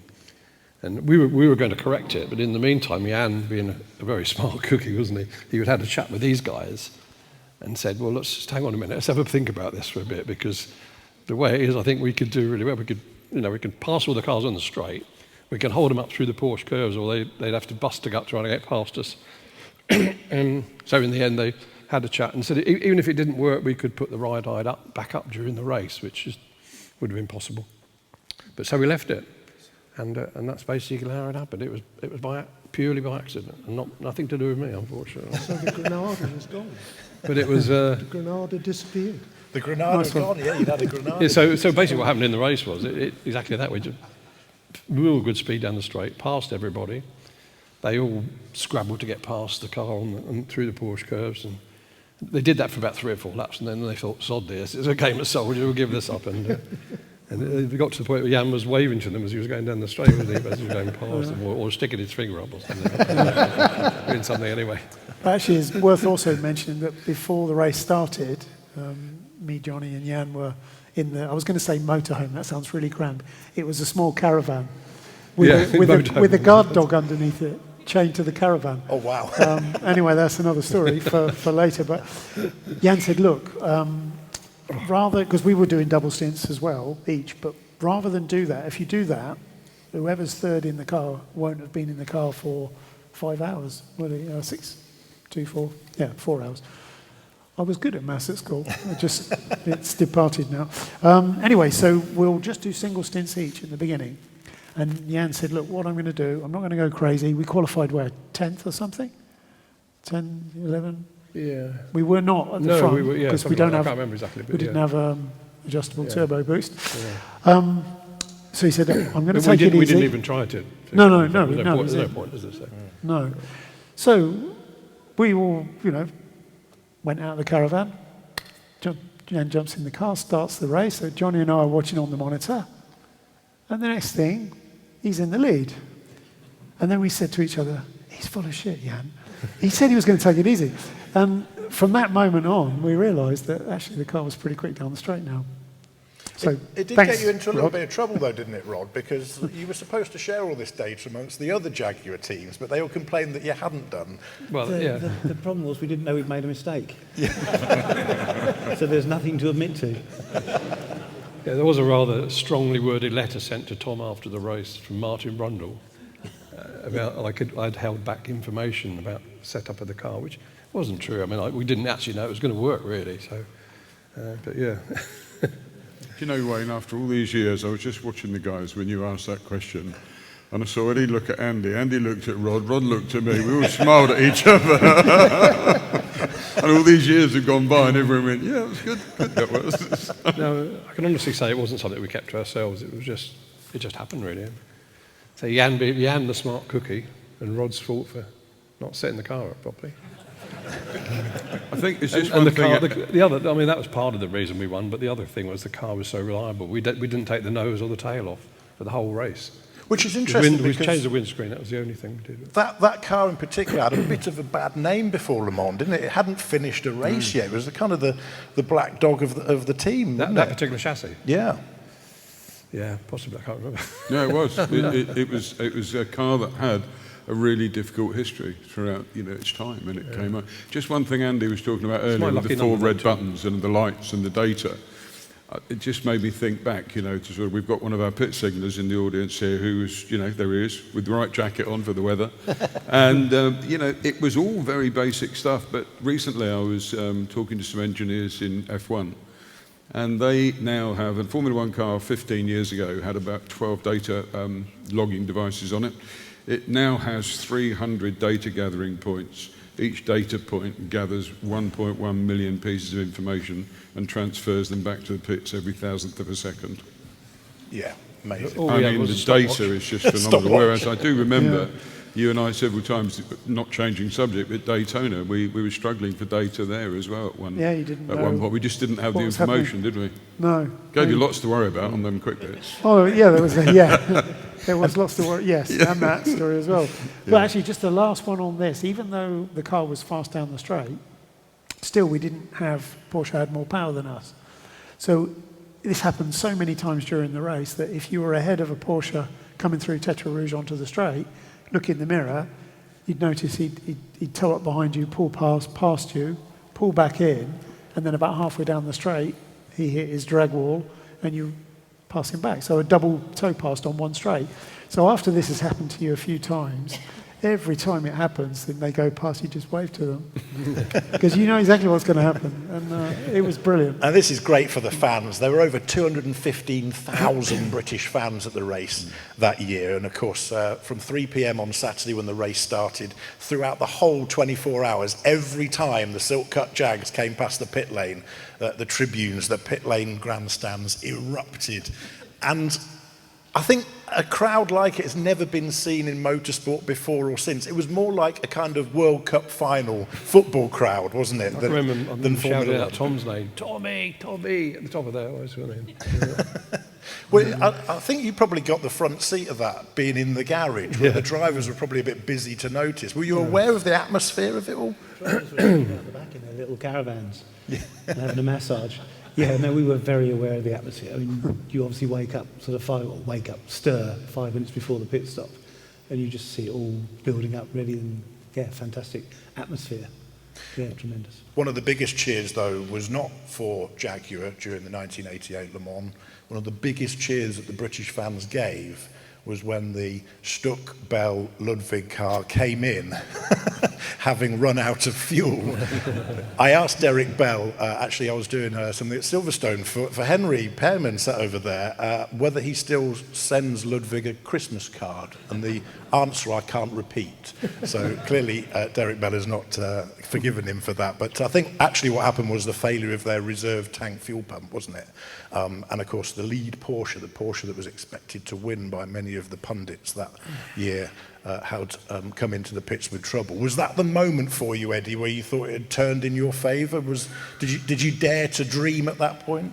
I can't remember. I remember spending the last sort of 4 or 5 hours thinking, we can't possibly win this. It's impossible, really. But we did.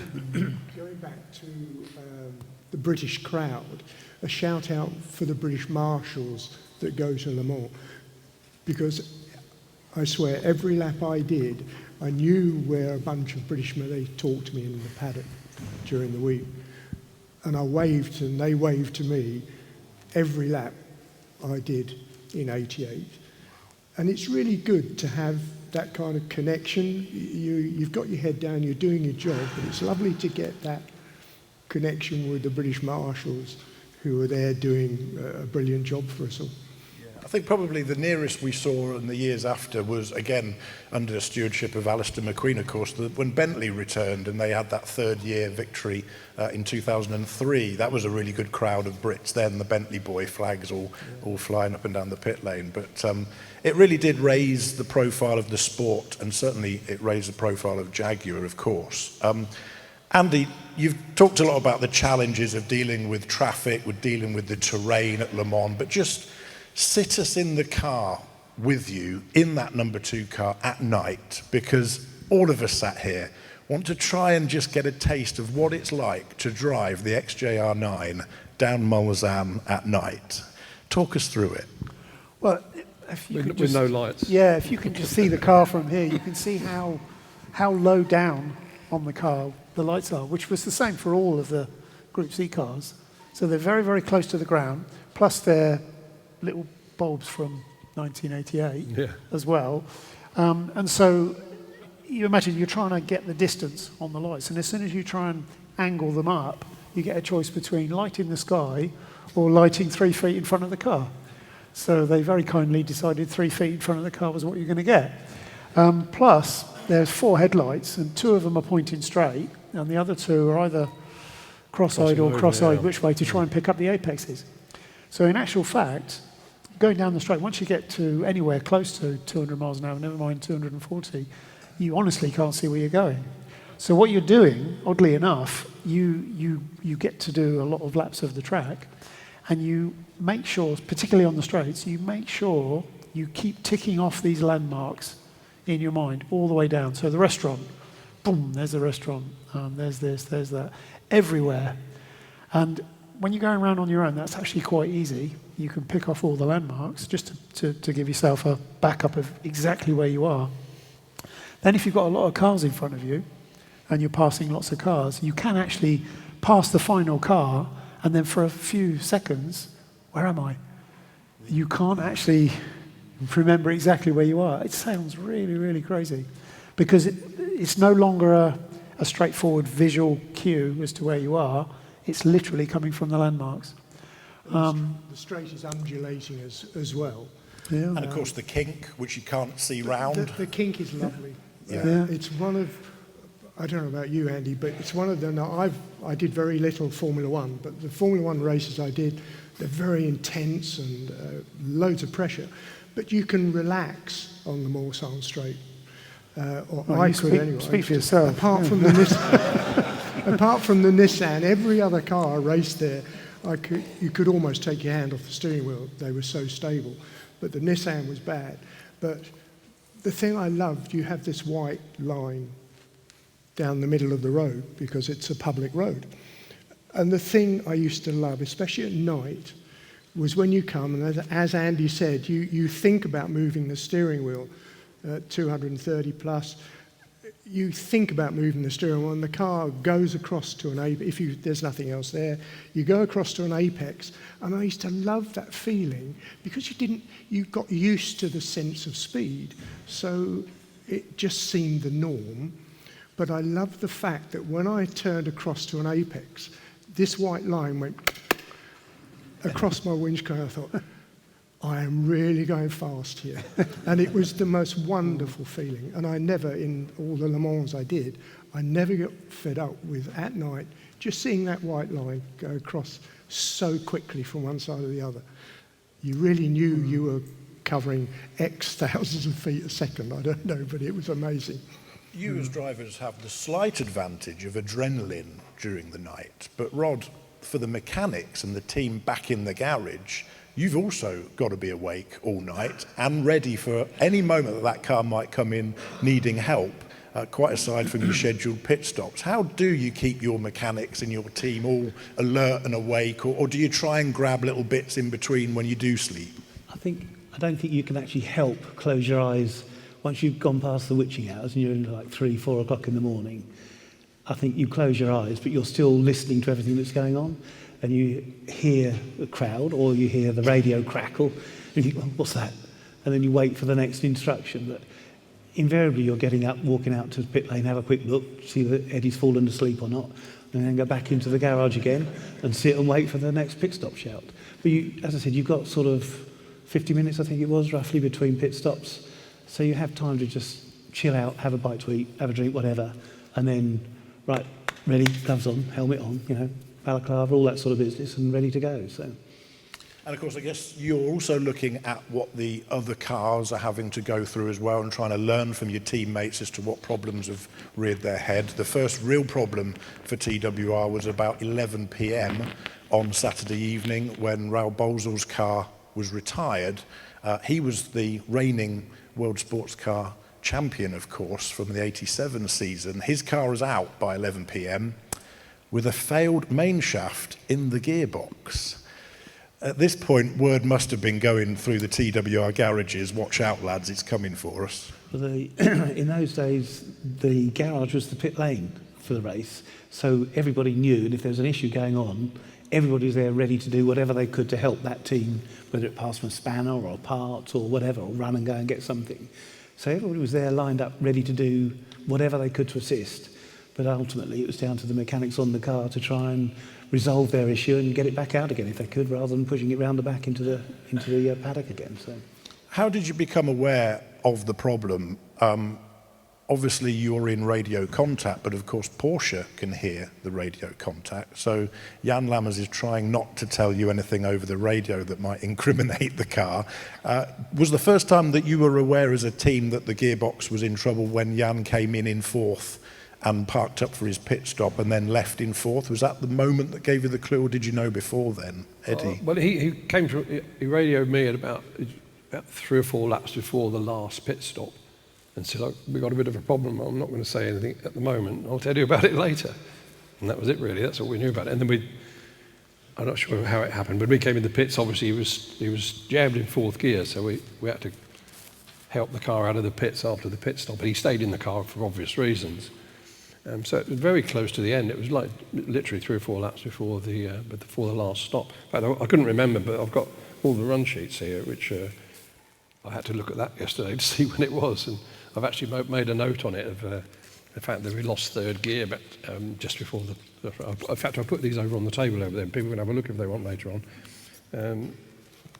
the first week you was I've written in here. It's got lost third gear, and then I've crossed it out for some reason. I don't understand why, but.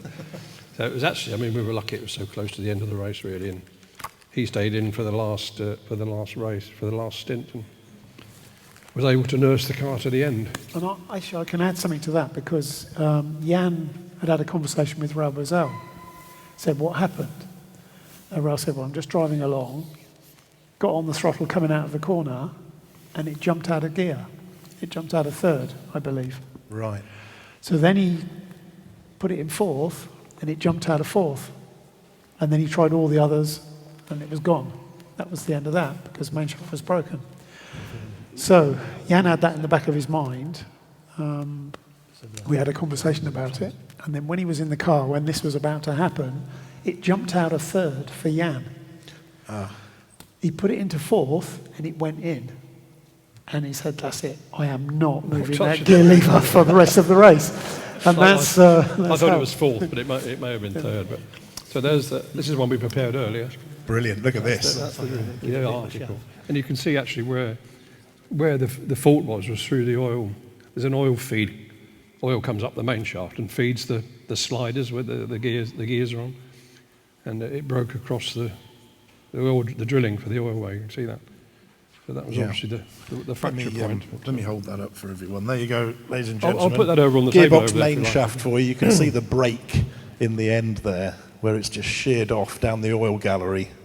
That was the famous piece of gearbox that nearly lost Jaguar the victory in 1988. And it was an incredible amount of sort of cool-headedness. I don't know what happened to the other bit. Yeah, it's ground into dust, I presume. And the incredible amount of level-headedness from Jan Lammers to keep his nerve, really, and to guide that car round in fourth gear. Was it a conversation you'd had with him? Did you know about this at all during the race? Well, I'd had the conversation about what had happened to the other car. Right. And then, and you probably said this just now, that the only reason that the whole thing was still together was because it was in the middle of fourth gear, wasn't it? Yeah, I mean, that's the other reason. Because it managed to continue was because there's a slider that goes up and down these splines, which carries the gear engagement, if you like. It actually, that hub, the big hub on here, actually carried the drive through between the two halves of shaft. So if you can imagine it, there's a ring round here, then that carried the drive through. Because that was taking so much load because the shaft was broken, this is why it jammed and wouldn't slide and change gear. Yeah. So, I mean, that we had the conversation before about being kind to the gearbox if we could. Yeah. I think I'm glad Jan was in the car at the end when that happened, because he had the presence of mind once it had gone in gear to say, that's it, let's don't touch anything. Then of course he was losing a little bit of time because he was stuck in one gear. But this is where the Jaguar V12 comes back in. If it was a turbo engine, a little small turbo engine, there's no way you could have done a competitive lap in one gear. But that Jaguar V12 had so much torque and such a wide usable power band that he was able to do it. We were losing time, but then at the same time, I think the Porsche was overheating that was chasing us. So I think when they saw us slowing down towards the end, and they hadn't got the benefit of listening to the radio because we didn't say anything on the radio, they slowed down as well because they were overheating. Yeah. And that's, you know, if they'd have known we had the problem, they might have risked blowing their engine up to try and catch us. Yes, you can imagine in today's world where every bit of the team's communication is monitored by the media, that could have been a very different story. They'd have piled the pressure on you, wouldn't they, straight away? Yeah. And Wayne, I've got to just say, I'm watching Matthew Davis there from JDHT, looking at that piece of componentry that was part of the winning car. Like there's a pile of gold bullion there that he hasn't got that bit for the museum. wants it on a gold plinth by the end of the day. Absolutely. Well, we mentioned that before the 1988 Le Mans, that car had a pretty torrid time in the races that it was entered into. But apart from the obvious big problem, Rod, was it a pretty plain sailing race up until that point? I would have said it was really uneventful. The only real thing that we had to change was that windscreen at 7 o'clock in the morning, whatever it was. And even that wasn't a drama, it's something we'd rehearsed. And we had spares ready to go on, we knew what we were going to do. The only funny thing for me was taking that screen out and looking for where to put it, and then this big hand comes through and grabs it. Give it to me, laddie. And there's Tom standing there. I'll take that, and off he goes. And the boys hand me the other fresh screen to put in. So, but that was our only real drama, really, I think, until Eddie whispered in our ear, as you can during the race, I think we might have a problem. Mm-hmm. And that was just before we started last stint. Someone once described Le Mans to me as a game of snakes and ladders. Most of the time you're on a ladder, but every now and again you step on a snake, and you were pretty snake-free, weren't you, all the way through until the gearbox issue started to raise its head. Can I just, on that same thing, do you remember in one of the qualifying sessions, one of the daylight qualifying sessions, smashing the window? The side window?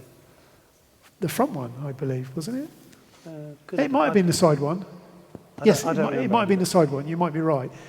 And because it went backwards for a while. Yes. And it popped the window, Yeah. It only had little plastic 4mm screws holding it in. So. Right, and that's what happened. So all that happened was Jan, I think it was Pereira in the 962, did something in front of him. Jan lost it, did a 360, then came in with a hole in the window. I didn't realise it was a side window. Yeah. And they said, what happened? Oh, I just spun. Okay, so how did the hole come in the window? So, of course, as the car was spinning, the doors opened, hit the window, and then closed again. And you just got a hole in the side window. Yeah. Fantastic. have a story. I'm sorry, it's not a Jaguar story, but the first time I drove the Ecosse down the Mulsanne, because I was the most experienced driver, Hugh McKay, the owner, said, you drive it first. So I did an installation lap, came in, they said, yes, that's fine, go and do some laps. So it was the first time I held the car flat all the way down the Mulsanne, and Ray Mallock, the engineer, who's also one of the drivers, who I like, he's a fantastic engineer, he said, with tyre growth and what have you, if you're doing 9,000 RPM, you'll be doing 200 miles an hour. And I thought, yes, I'd always wanted to do 200 miles an hour. I'd driven Porsches there before at 180 and so on, but 200 miles an hour was very exciting. So I set off on my first very fast lap down the Morsane Straight, and I came past the Udinair, and it was pulling 8.4, 8.6, 8.8, 9. I thought, I'm doing 200 miles an hour. This is fantastic. And it went 9.2, 9.4. I thought, this is really great. Then there was an almighty bang. Now, I can tell you, if you're a driver on the Mulsanne, flat in top, and there's a loud bang, it really gets your attention. And there was an immense noise, and everything filled with dust inside the car and so on. And because we'd managed to do, I think, about 170 miles an hour on the straight at Silverstone, we'd never managed to do a top speed run with the car. And we had no way of the pressure that was building up inside the cockpit to escape, and it just burst the side of the car. The side of the car went out. That was the noise of 200 mile an hour wind and so on, and the pressure. It was like sitting in a huge balloon and somebody pumping it up and then it bursts. It was that kind of sensation of air pressure change and noise, and it scared me a bit. I can imagine it. Sorry, nothing to do with Jaguar, for which I apologise. Well, we've all seen the Ford versus Ferrari Le Mans film. We've all seen the various different photo finishes that have been orchestrated by teams at the 24 Hours of Le Mans over the years. Let me draw your attention to the photo that's on the screen behind us. 3 TWR Jaguars coming over the line in formation. Looks fantastic, doesn't it? That was the hardest thing in the race, to try and organise that. That was the hardest thing in the race to organise. That's when Jan couldn't go faster. He had to. But there was more to that story. It wasn't just about a photograph, was it, Eddie? Because the 2 cars behind Jan Lammers are being told over the radio, if he stops, push him over the line. Yeah. Now, I don't know how the regulations would have seen that. You can guess who said that, can't you? Yes, that is truth, isn't it? Because it's one of those myths that you often hear about in racing, but that is true, isn't it? Well, you would have got away with it too if you were following really closely when he stopped. You didn't push him across the line. It was just let it cruise across. Yeah, it just happened. I couldn't stop. So. A nail-biting moment. And of course, in the garage, whilst everyone was celebrating, Alan Scott, who was Chief Engine Development Engineer, was also looking through the regulations, because he believed that if the car did stop and they couldn't push it over the line, that because the marshals had waved yellow flags in their celebration waving of flags, that constituted the end of the race being the lap before. So all sorts of machinations were going on in the garage at the time to make sure that Jaguar took the win. But of course, take the win you did. Andy, what are your memories of that moment? The crowd invaded the pitch, as it were, the start-finish line at Le Mans, and the place erupted, didn't it? It must have been an amazing feeling. That was absolutely amazing, even though it was a very long time ago, and I know you just jokingly say sometimes I don't remember.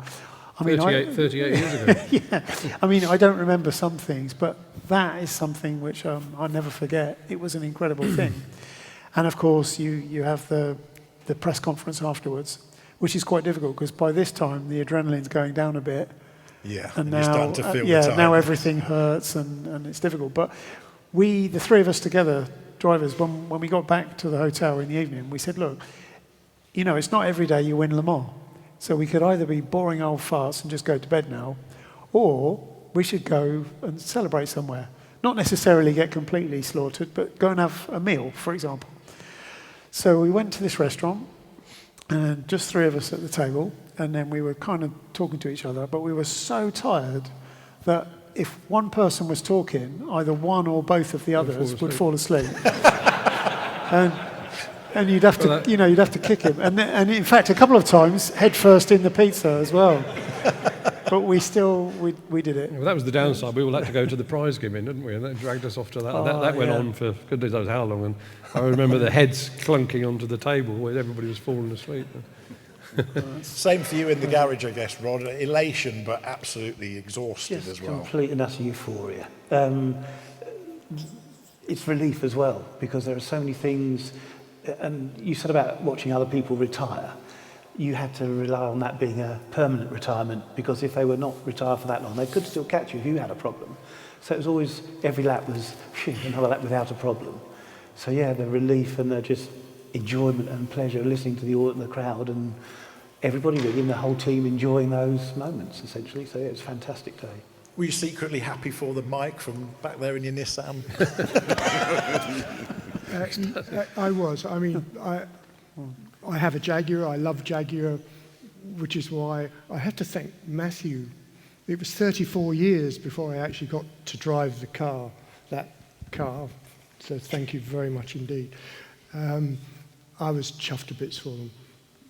I knew Andy, of course. I didn't know Jan very well. Johnny had been a co-driver of mine. I was chuffed to bits for them. There are very few races in the world like Le Mans. I think there's the big three. You've got the Indy 500, Monaco and Le Mans. It would have been lovely if I could have won one. I raced at Monaco. I didn't do the Indy 500. It didn't sort of interest me to go round and round in circles without corners, really. Not that I had the opportunity, but no, I was chuffed to bits for Jaguar. And as you say, I love the marque to this day. And for you, Andy, the start of an amazing career, really, in sports cars and, of course, in all of the other driving jobs that you've had since as well. It must have really felt like a springboard at that moment. Well, I can definitely tell you one thing. Winning Le Mans doesn't hurt your career too badly. No, and I have a lot to be thankful for to Jaguar and to TWR and to Tom.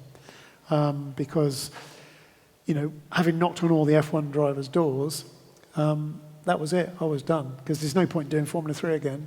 I didn't have any money to go any further, and it was going to stop. So Macau and the touch together with Jan, and then, luckily, the situation Jan was in, I mean, if I look at it, there is 1,000 different ways it could have gone, and only one, the way that it did go.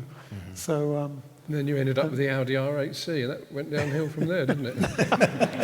Well, yeah. Do you remember that? Yeah. Talking about doors earlier, when the door blew off, yes. We were trying to pre-qualify for Le Mans in the Audi, yeah. And the driver's door blew off, and we didn't have a spare one.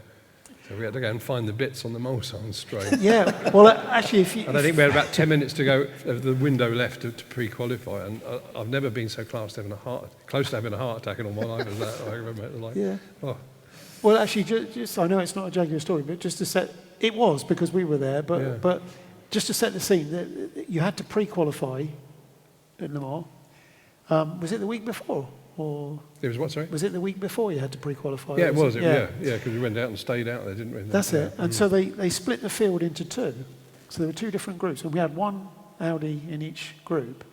And so the one group had already run, and I think had got in. And then I was driving along, and this happened to me at Snetterton as well, so this is the second time it happened. So I'm out of Mulsanne corner, up through the gears, just before Indianapolis, and it's left-hand drive.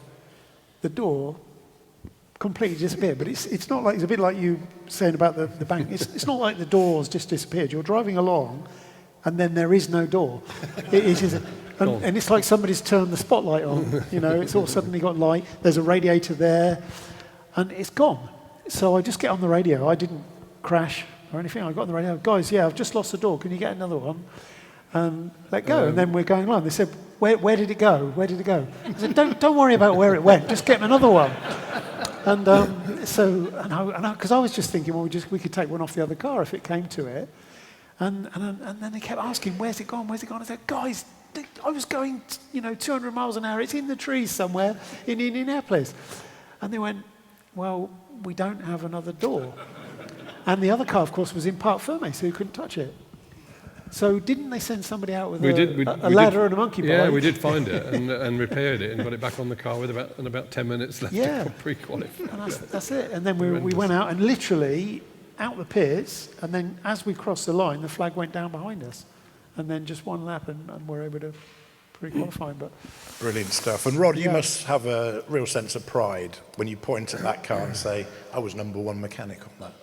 I do like to quote that I put that together by myself, but obviously I didn't. There's a huge amount of pride, and I know the guys that were with us as team members and things, we all contributed, and we had a bodywork guys looking after the bodywork, and gearbox guys and so on, and engine guys.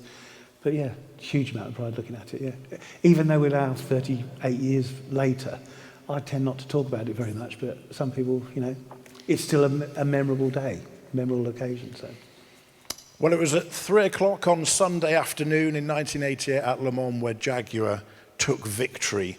They'd come 2 years before to learn. They came in 1987 to race, and of course won the World Championship that year. And finally, the race that had eluded them in 1988 was theirs, the 24 Hours of Le Mans. And of course, the fans invaded the track. The Union Jacks were flying high, Jaguar were champions, and even on the roads heading through northern France, back to the ferries, back to England, the French all came out and waved their Union Jacks that they had bought from no doubt a corner shop somewhere, and Jaguar flags, and celebrated the win on the behalf of the Brits. And of course the victory would make its way all the way back to Coventry, Sir John, wouldn't it, where you were hoping to reap the rewards for Jaguar itself. What was the feeling from your point of view and within Jaguar from the 1988 win? What did it do for the brand? Well, there was an almost immediate sense of euphoria in the company. We brought the cars back and the workforce all saw them, and everybody felt as though the company was back together again. It was all as though we'd started to put the pieces together again, and we were doing that. Sales, of course, went up, and the impression of the company also, the views of Jaguar were back almost to where they'd been before. And then there was a knock on my door, and it was from Ford, and they said they wanted to buy the company. And suddenly I was immensely then tied up trying to keep the company away from them. So the good thing was, yes, it was great for the company. The bad thing was the image of the company was so big now, and it was a small company, and Ford wanted to buy it. And of course, you were there in 1988 watching the race unfold, yes, as chairman of Jaguar Cars Limited, but also surely as a fan as well. Oh, yes. I was sitting next to Tom, by the way, when he was putting the three cars together. I said, what in God's name are you doing, Tom? He said, just in case they have to push it over. And it was sort of odd, that the idea that but Tom didn't leave anything to chance, so he was ready for it. No, I think the euphoria was there, and we were immensely relieved. But as they were all pretty tired too, because we've been up most of the night. And Ford had to pay a little bit more for the company as a result of all of that, didn't they? I'm afraid so, but they didn't really understand what they'd bought. Brilliant. Ladies and gentlemen, once again, Sir John Egan there.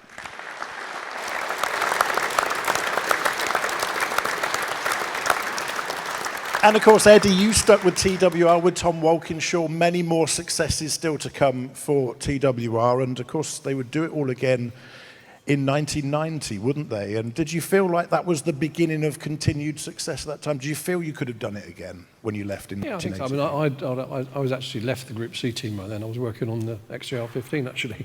And so, yeah, but it's, I think it was quite feasible to do it again. Obviously, we learned a lot. Well, in 1988, in qualifying sessions, a team had actually withdrawn because Schlesser, who was driving their car, had had problems with tyres and blistering on those tyres to such an extent they felt they couldn't run the race, and they retired before the race had even begun, withdrew their entry in 1988. That team was Sauber, and they were back in 1989 with a vengeance. And of course, Richard, by this time, you'd joined TWR. And I think it was probably just assumed, wasn't it, that TWR would do it all again in 1989? Well, Tom actually shared with me, when I went to do my final interview with him in the November of '88, he said his ambition was a hat trick. And I said, well, winning Le Mans, once is pretty impressive. Just finishing it is impressive. And I said, over what period of time? He said 89 and 90, of course. And I thought, crikey, that's a massive ambition. And Tom never faltered on his thoughts about the importance of the Wind Jaguar. We'd seen it in America, we saw it in France particularly, where sales, St John will remember, sales in France after the Le Mans win went stratospheric for a number of months. But I've got to say, when we got there in '89, the team I don't think was as well prepared as the guys who'd been in '88. And there is quite a funny story, which I think is worth telling. Tom and I, throughout the '89 race, I was there as commercial director and blah, blah, blah, and things were going strong, and we didn't win the race. Excuse me, I've just got a crackly mic. And thank you. And Tom and I, at the end of the race, the Saubers had won it. Tom was in what I would only describe as a demonic mood. And as we walked out of the circuit together, there was this very, very large German gentleman who'd obviously been in the beer cellar for 37 hours. And he had a girlfriend with him who, as he was walking, fell forwards, and she landed face down in an enormous puddle. The big fat German fella just kept on walking. And this poor lady was laying in this puddle of water with just bubbles coming out through the mud. And as Rod described Tom's hands, they were more like paws. He suddenly looked down, grabbed her by the scruff of the neck, pulled her out dripping water and stood her up against a tree. And I said, Tom, that was a really magnanimous thing to do. He said, you don't notice the detail, laddie. She was wearing a Jaguar shirt. If it had been Mercedes, she'd have drowned. And with that, we went back to Kidlington. Within 24 hours, Tom had the whole team back in the workshop. And the effort for 1990 began on the Wednesday after the '89 defeat by Sauber. And it was just relentless, and that's how Tom was, and that was why the team won again in 1990, and Daytona as well that year, quite remarkable, the same as '88. Well, whilst the careers of all of these guys continued after 1988, the career of the racing career, at least, of the number 2 car, Chassis 488, ended at the end of that race. It had not done well before Le Mans in 1988. It had won at Le Mans in 1988. And it had probably done all that it could do. So it was retired, it was rebuilt, nut and bolt, at TWR, and restored and handed to Sir John as a present, a gift to you personally, which of course it then ended up in the Jaguar Daimler Heritage Trust, where it still resides to this day, protected, preserved, but still enjoyed and still able to be seen out at the Jaguar Enthusiast Club's track sport events, where they often bring it out and circulate it with the car on its right here, which is, of course, the XJR-15. That particular car, R9R, Andrew Maynard's car, who's here in the audience with us today, was the very first, and Andy Morrison showed me some amazing pictures of it with the silk cut purple roof it once wore.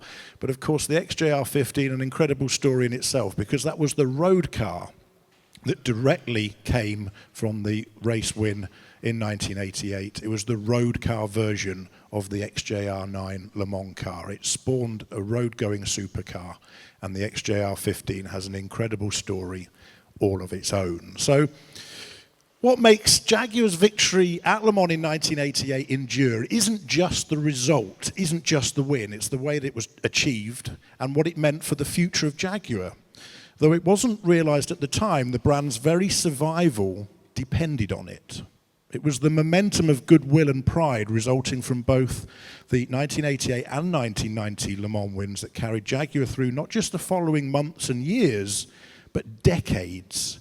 Decades of enthusiasm that we at the Jaguar Enthusiast Club and within Jaguar Enthusiast magazine still write about, encourage, and act as the conduit for to this day.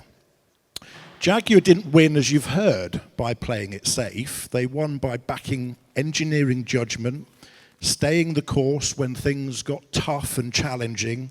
They won by trusting people, trusting the people that are here on the stage with us today. And while it got challenging, it was also a moment where British pride also got behind Jaguar. It wasn't just about Jaguar winning Le Mans, it was about Britain winning Le Mans. And that feels especially fitting to say here at Jaguar Land Rover Classic Works, a place where Jaguar's history, as you can see all around us, is still nurtured and celebrated. You'll have a tour of the facility very shortly. It's never been easy for Jaguar, for one reason or another. Great moments in the brand's history have not come from comfort. They've come from belief and craftsmanship by proud, talented people willing to see things through, because they took Jaguar's success personally. So thank you for all of you in the audience for being a part of today as we celebrated not only 50 years since the start of TWR, and Eddie Hinckley was there from the start. Give him a ripple for that, I think. That's a round of applause moment. But of course, we've enjoyed that great moment in history when Jaguar beat the world and won the greatest motor race ever, the 24 Hours of Le Mans. Please give it up for my amazing panelists. Andy Wallace, the winning driver of the number 2 car, Rod Benoit, Eddie Hinckley, Richard West, and of course, Mike Wilds in the Nissan. And once again for Sir John Egan.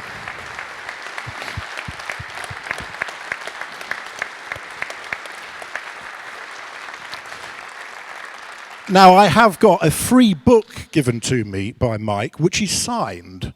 So in order to earn my free book, I must remind you all that you can buy this book here of Mike Wilds. And it might, if you miss out today, go back into print. So, Mike, you've got a few copies left, haven't you? And you can get it from Mike over there as well. And you've got 2 choices now. You can either go and have a comfort break, have a rest, have a cup of tea and a walk around Jaguar Classic, or I might have time, if you're up for it, to take a few questions. Do you want to do questions? Yeah. There's one. Go on then, Jeff. We'll have one question from you.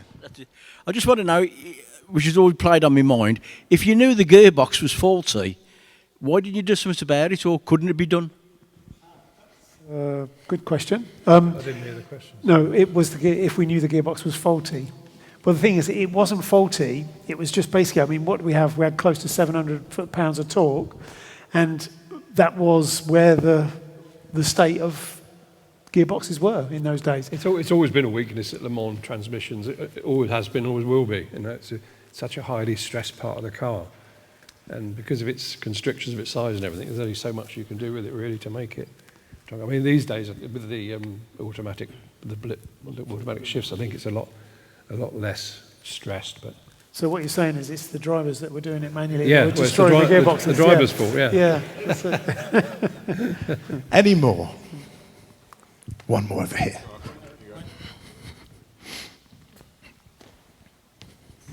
Hi.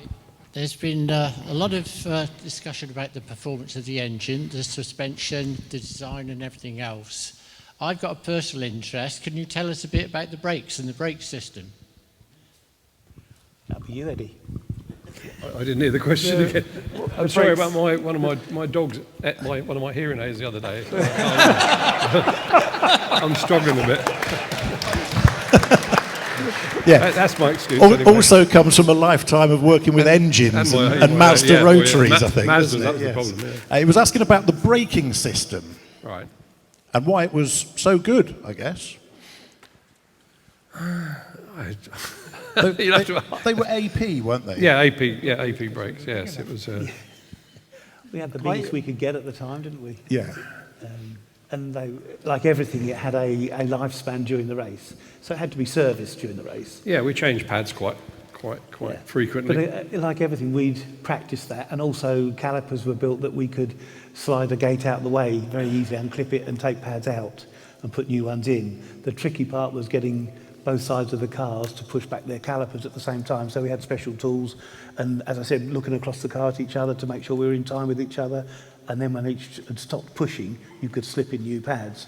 If you screwed up at that, you were in there with your fingers trying to get a red hot caliper piston back in and things. But it was, they were the pinnacle of brakes at the time, essentially. We had the best that we could afford. And the discs lasted the distance then? They did, yeah.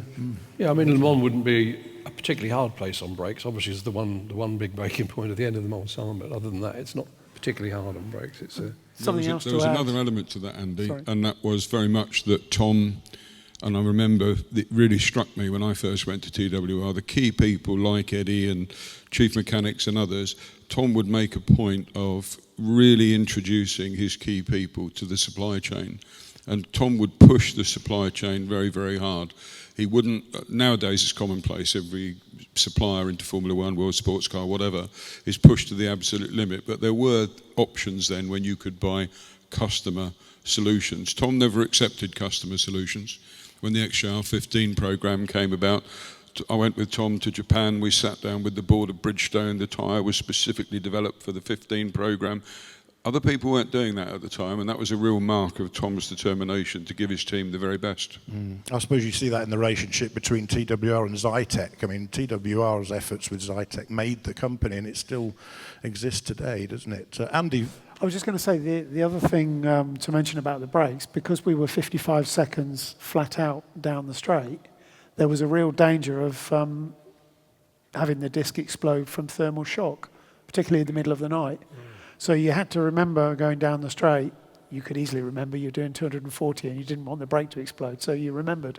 But you had to just gently warm it up with your left foot before you got to the corner, and then make sure they're there. and then yeah, we'll make sure they were there. And put some temperature in. Because this was of course we're still cast iron discs. Of course, you don't have that problem with the carbon brake. But again, it's not a Jaguar story, but it is quite funny and it might be interesting to hear. There's a racetrack in Japan. It's owned by Yamaha. And oddly enough, it's called Yamaha. And there's a long straight, and Jeff Lees was driving for Toyota, and I drove for Toyota after I was with Jaguar. And he was testing there, and he had a right front brake disc explode at the end of the straight. And it's quite a bad situation, to put it politely. But of course, if the brake explodes, and you keep pushing the brake pedal, you're going to pop the pistons out, aren't you? And basically, the only thing you've got really is some rear brake if you're lucky. So he lost the car. And you know in Japan, they got these little K cars, the small ones, but they've also got little vans and delivery trucks, which are also narrow to go down the narrow streets. So the track's quite close to the public road. And there was a bloke with a little pickup truck thing, but a small one, just driving along. And after Jeff lost it, he went into the barrier, up the bank, over the top of the bank, and he landed on top of this little K-car pickup van. Wow. The guy going along the thing, and he looks in the mirror, and he's got a Group C car on the back of his pickup. Honestly, that really happened. And so, yeah, so exploding discs you don't want. We've got the head man from Jaguar Enthusiast Insurance in the audience. I'd love to see how you'd explain that to him. Question over here, then.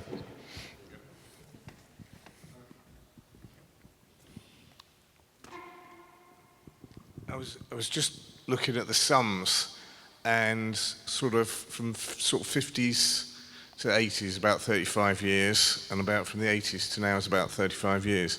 In terms of technology, was there a greater leap from the 50s Jaguar Le Mans success to the 88, or in terms of from 88 to now? Good question. I think I know what my opinion would be. Eddie, what do you think? Bigger leap in technology from the 50s to the 80s than there is from the 80s to now? Oh, I think aerodynamics and downforce would be the big thing. That's probably the big leap forward. Yeah, interesting. The new hypercar series is actually trying to dial back some of the technology to get nearer to Group C running than perhaps it's been in LMP1 for many years, isn't it?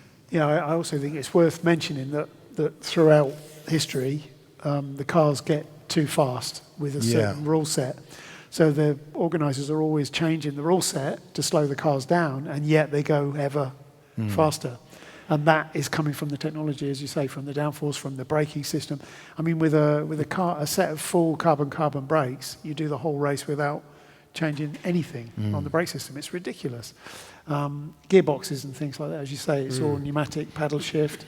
So that technology is really advanced, but it's almost follows what happens in the wider world, isn't it? I mean, the increase in technology and knowledge is going like that, isn't it? Yeah. And it doesn't matter where you are, wherever you are, if you put it a straight line, it's going to keep doing this. Yeah.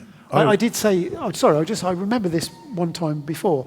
I was, when I was doing Formula Ford, so early 80s, somebody said to me at one point, they said, we were talking about the future, and they said, well, in the future, one big change is going to be the gearbox. And I was like, what on earth does he mean? We've got a gearbox and you've got a gear stick and you change gear. How could that ever, what's going to happen? And then you see what's happened with gearboxes from then to now. Huge change. Well, I was just thinking, I interviewed you, Andy, when you were driving the MG Lola at Le Mans, and I interviewed you on the pit wall there. And when I think about the differences and the changes in the cars and the technology, even the race and how the race rules and regulations run from, 15 years ago to now, that's a huge leap in itself, isn't it? Even just the way you qualify at Le Mans is totally different now. In fact, it's completely almost different race to 1988 in many ways. It is, and what it really is now, you talk about the 31 pit stops, Rod, I think it's still a similar number of pit stops, maybe 32 or something. And what it is now to win Le Mans is 32 sprint races, basically. Yeah, sure. You leave the pits, you're absolutely flat out with everything, and if something breaks, well, something breaks, but it very rarely does. So it's changed a lot more investment has gone into it too, isn't it? I think if you're looking at graphs now, you've got technology doing that. But in the 70s and 80s, we used to motor race, and that graph is doing that. Because you're using carbon brakes, and the opportunity to have a zone to fight for a corner has disappeared, because you're braking almost at the point of turning.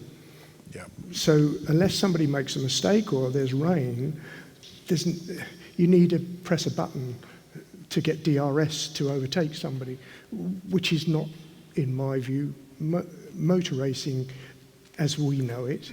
We used to fight under braking for a corner and so on. So technology is doing that, but the actual racing, which interests me, is going the other way. I guess for you, Rod, as well, it would be unrecognisable to walk into a modern pit garage from what you had in 1988, just by the sheer volume of screens for a start, wouldn't it? I've been back there since, but yes, indeed. You were talking about brakes, and I team managed the Nissan program for TWR, and we adopted the Williams ABS system. And going testing with that was frightening at first, because the drivers were committed, and then they say, okay, now we're going to turn on the ABS. And if it failed, they were going off, because they'd already made that commitment. And we had a couple of minor incidents with it. Fortunately, nobody was critically injured. But the system is so impressive, and that's one of the biggest changes I would say would occur. Yeah. I think that's the day I drove a modern GT3 car for Porsche at Brands. The braking was unbelievable. But the car didn't talk to me. I had no idea. A bit of a funny story. I had a German engineer, and I was braking for a corner called Hawthorns at the bottom of the back straight at Brands Hatch, and I was braking at about 80 metres, which I thought, that's pretty good for a 75-year-old man, left foot brake, turn in. And when I get back, we're looking at the computer. This is on a Friday test session. And he said, what do you think of the brake? I said, the brakes are amazing. I'm not touching them till 80 metres before I'm doing 155 miles an hour for probably a 90-mile-an-hour corner.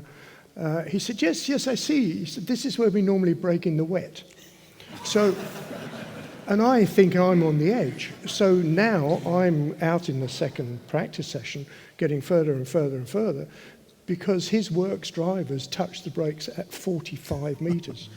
So they're bang on the brakes, and they're turning into the apex.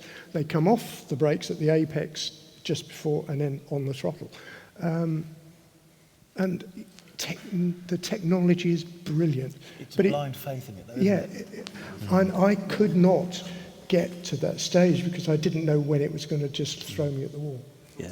Always So- amazed me when I first ever walked into the pit lane at Le Mans and I saw the cars do the first ever change from within the pit garage. I remember the thing that struck me the most.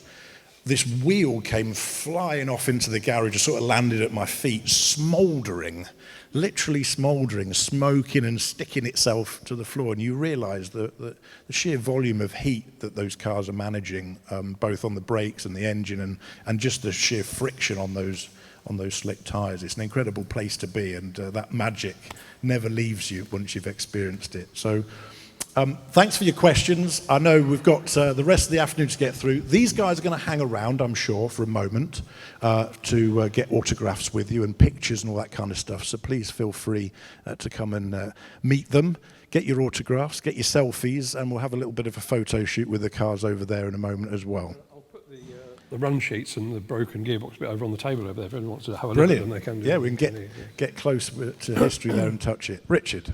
Just one quick thing for you all, a little bit of housekeeping. First of all, talked a lot about the team today. Huge thank you to the Classic team here with Lisa, with Joe, with Jemima and with Neil. They worked tirelessly yesterday to help put this together, and as always when we come to Classic, totally faultless organisation. So thank you team, very much appreciated.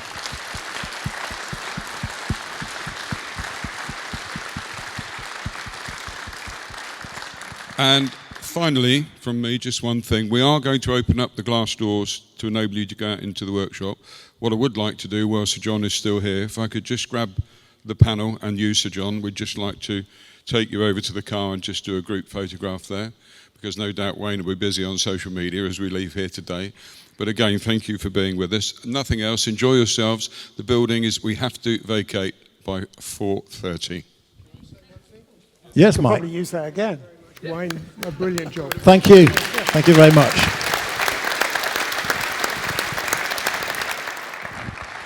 Thank you very much. It's been a fantastic audience. Enjoy the rest of this afternoon.